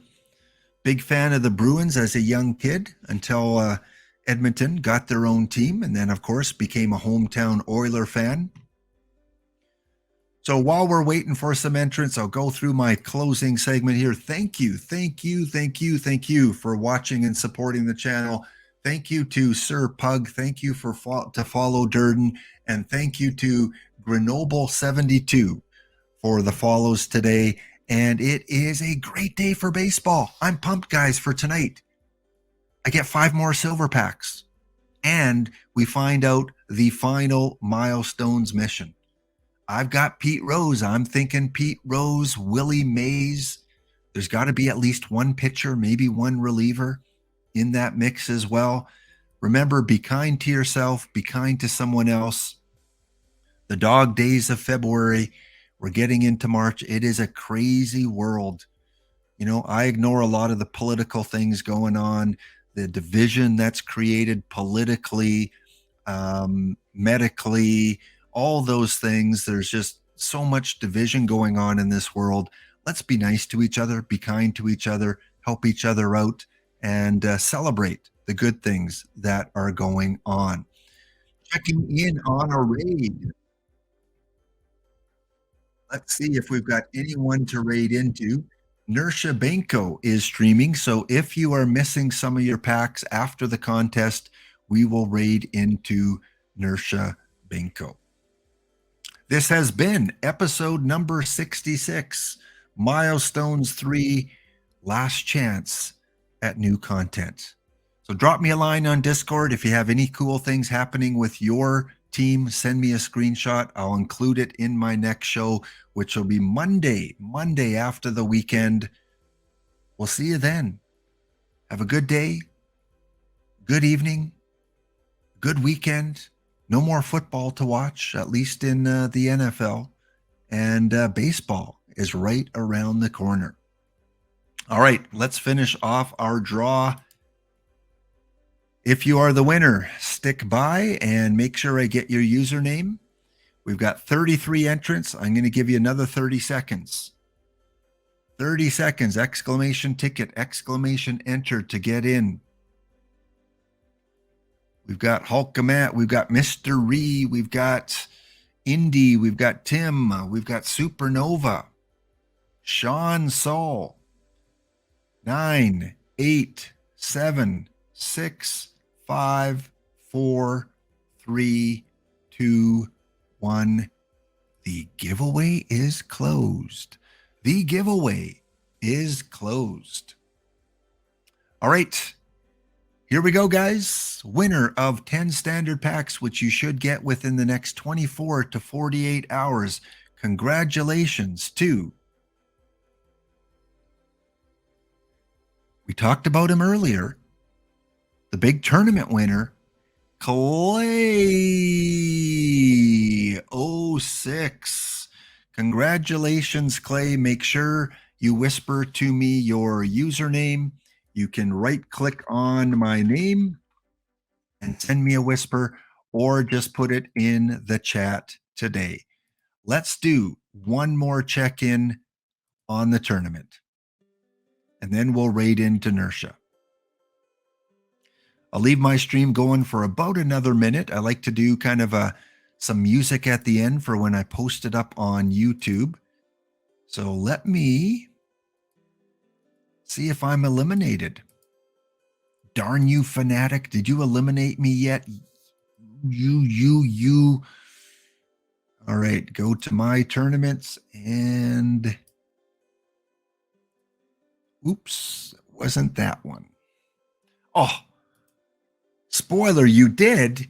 You beat me in 3 games. All right, well, update us on the other one. Update us between Gristle Whistle and Puyallup. What is the score in that series? Username is Clay with 6 Ys. I got you. All right. And one thing I want to point out too, because some people are having difficulty, they don't realize if they receive their packs when streamers give them away. Always check your transactions. It will show up as custom event in your transactions. It won't show you how many packs you won because they can't program that in, I guess. It'll just say custom event. So if you ever see that, your packs have arrived. You might have opened them already and not realized they arrived, but yes, they have arrived. And if for some reason you don't see custom event, you can always track me down. I can check with the distributor of the packs, and he usually gives me a screenshot of the time that they were delivered, and then all I can say is, sorry, they sent them to you. Game 4 is coming in 30 seconds. Okay, I'll stick around for Game 4. Why not? It's almost the weekend, my last stream of the week. We'll put it up on the screen here.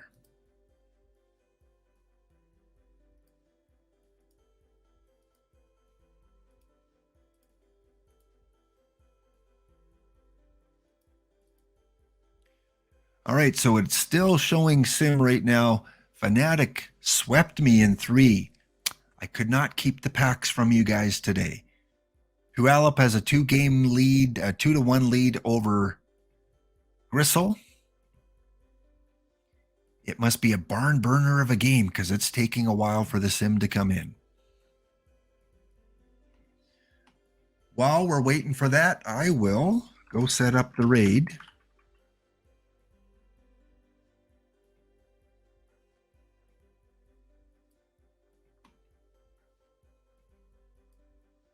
And it is 2-2. All right, Gristle has taken game 4 and tied up that series 2-2. So we'll leave up on that cliffhanger.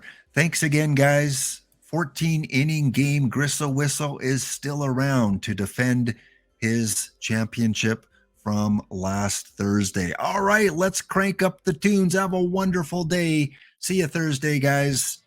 Be kind to yourself, to someone else. Let's go visit Nersha.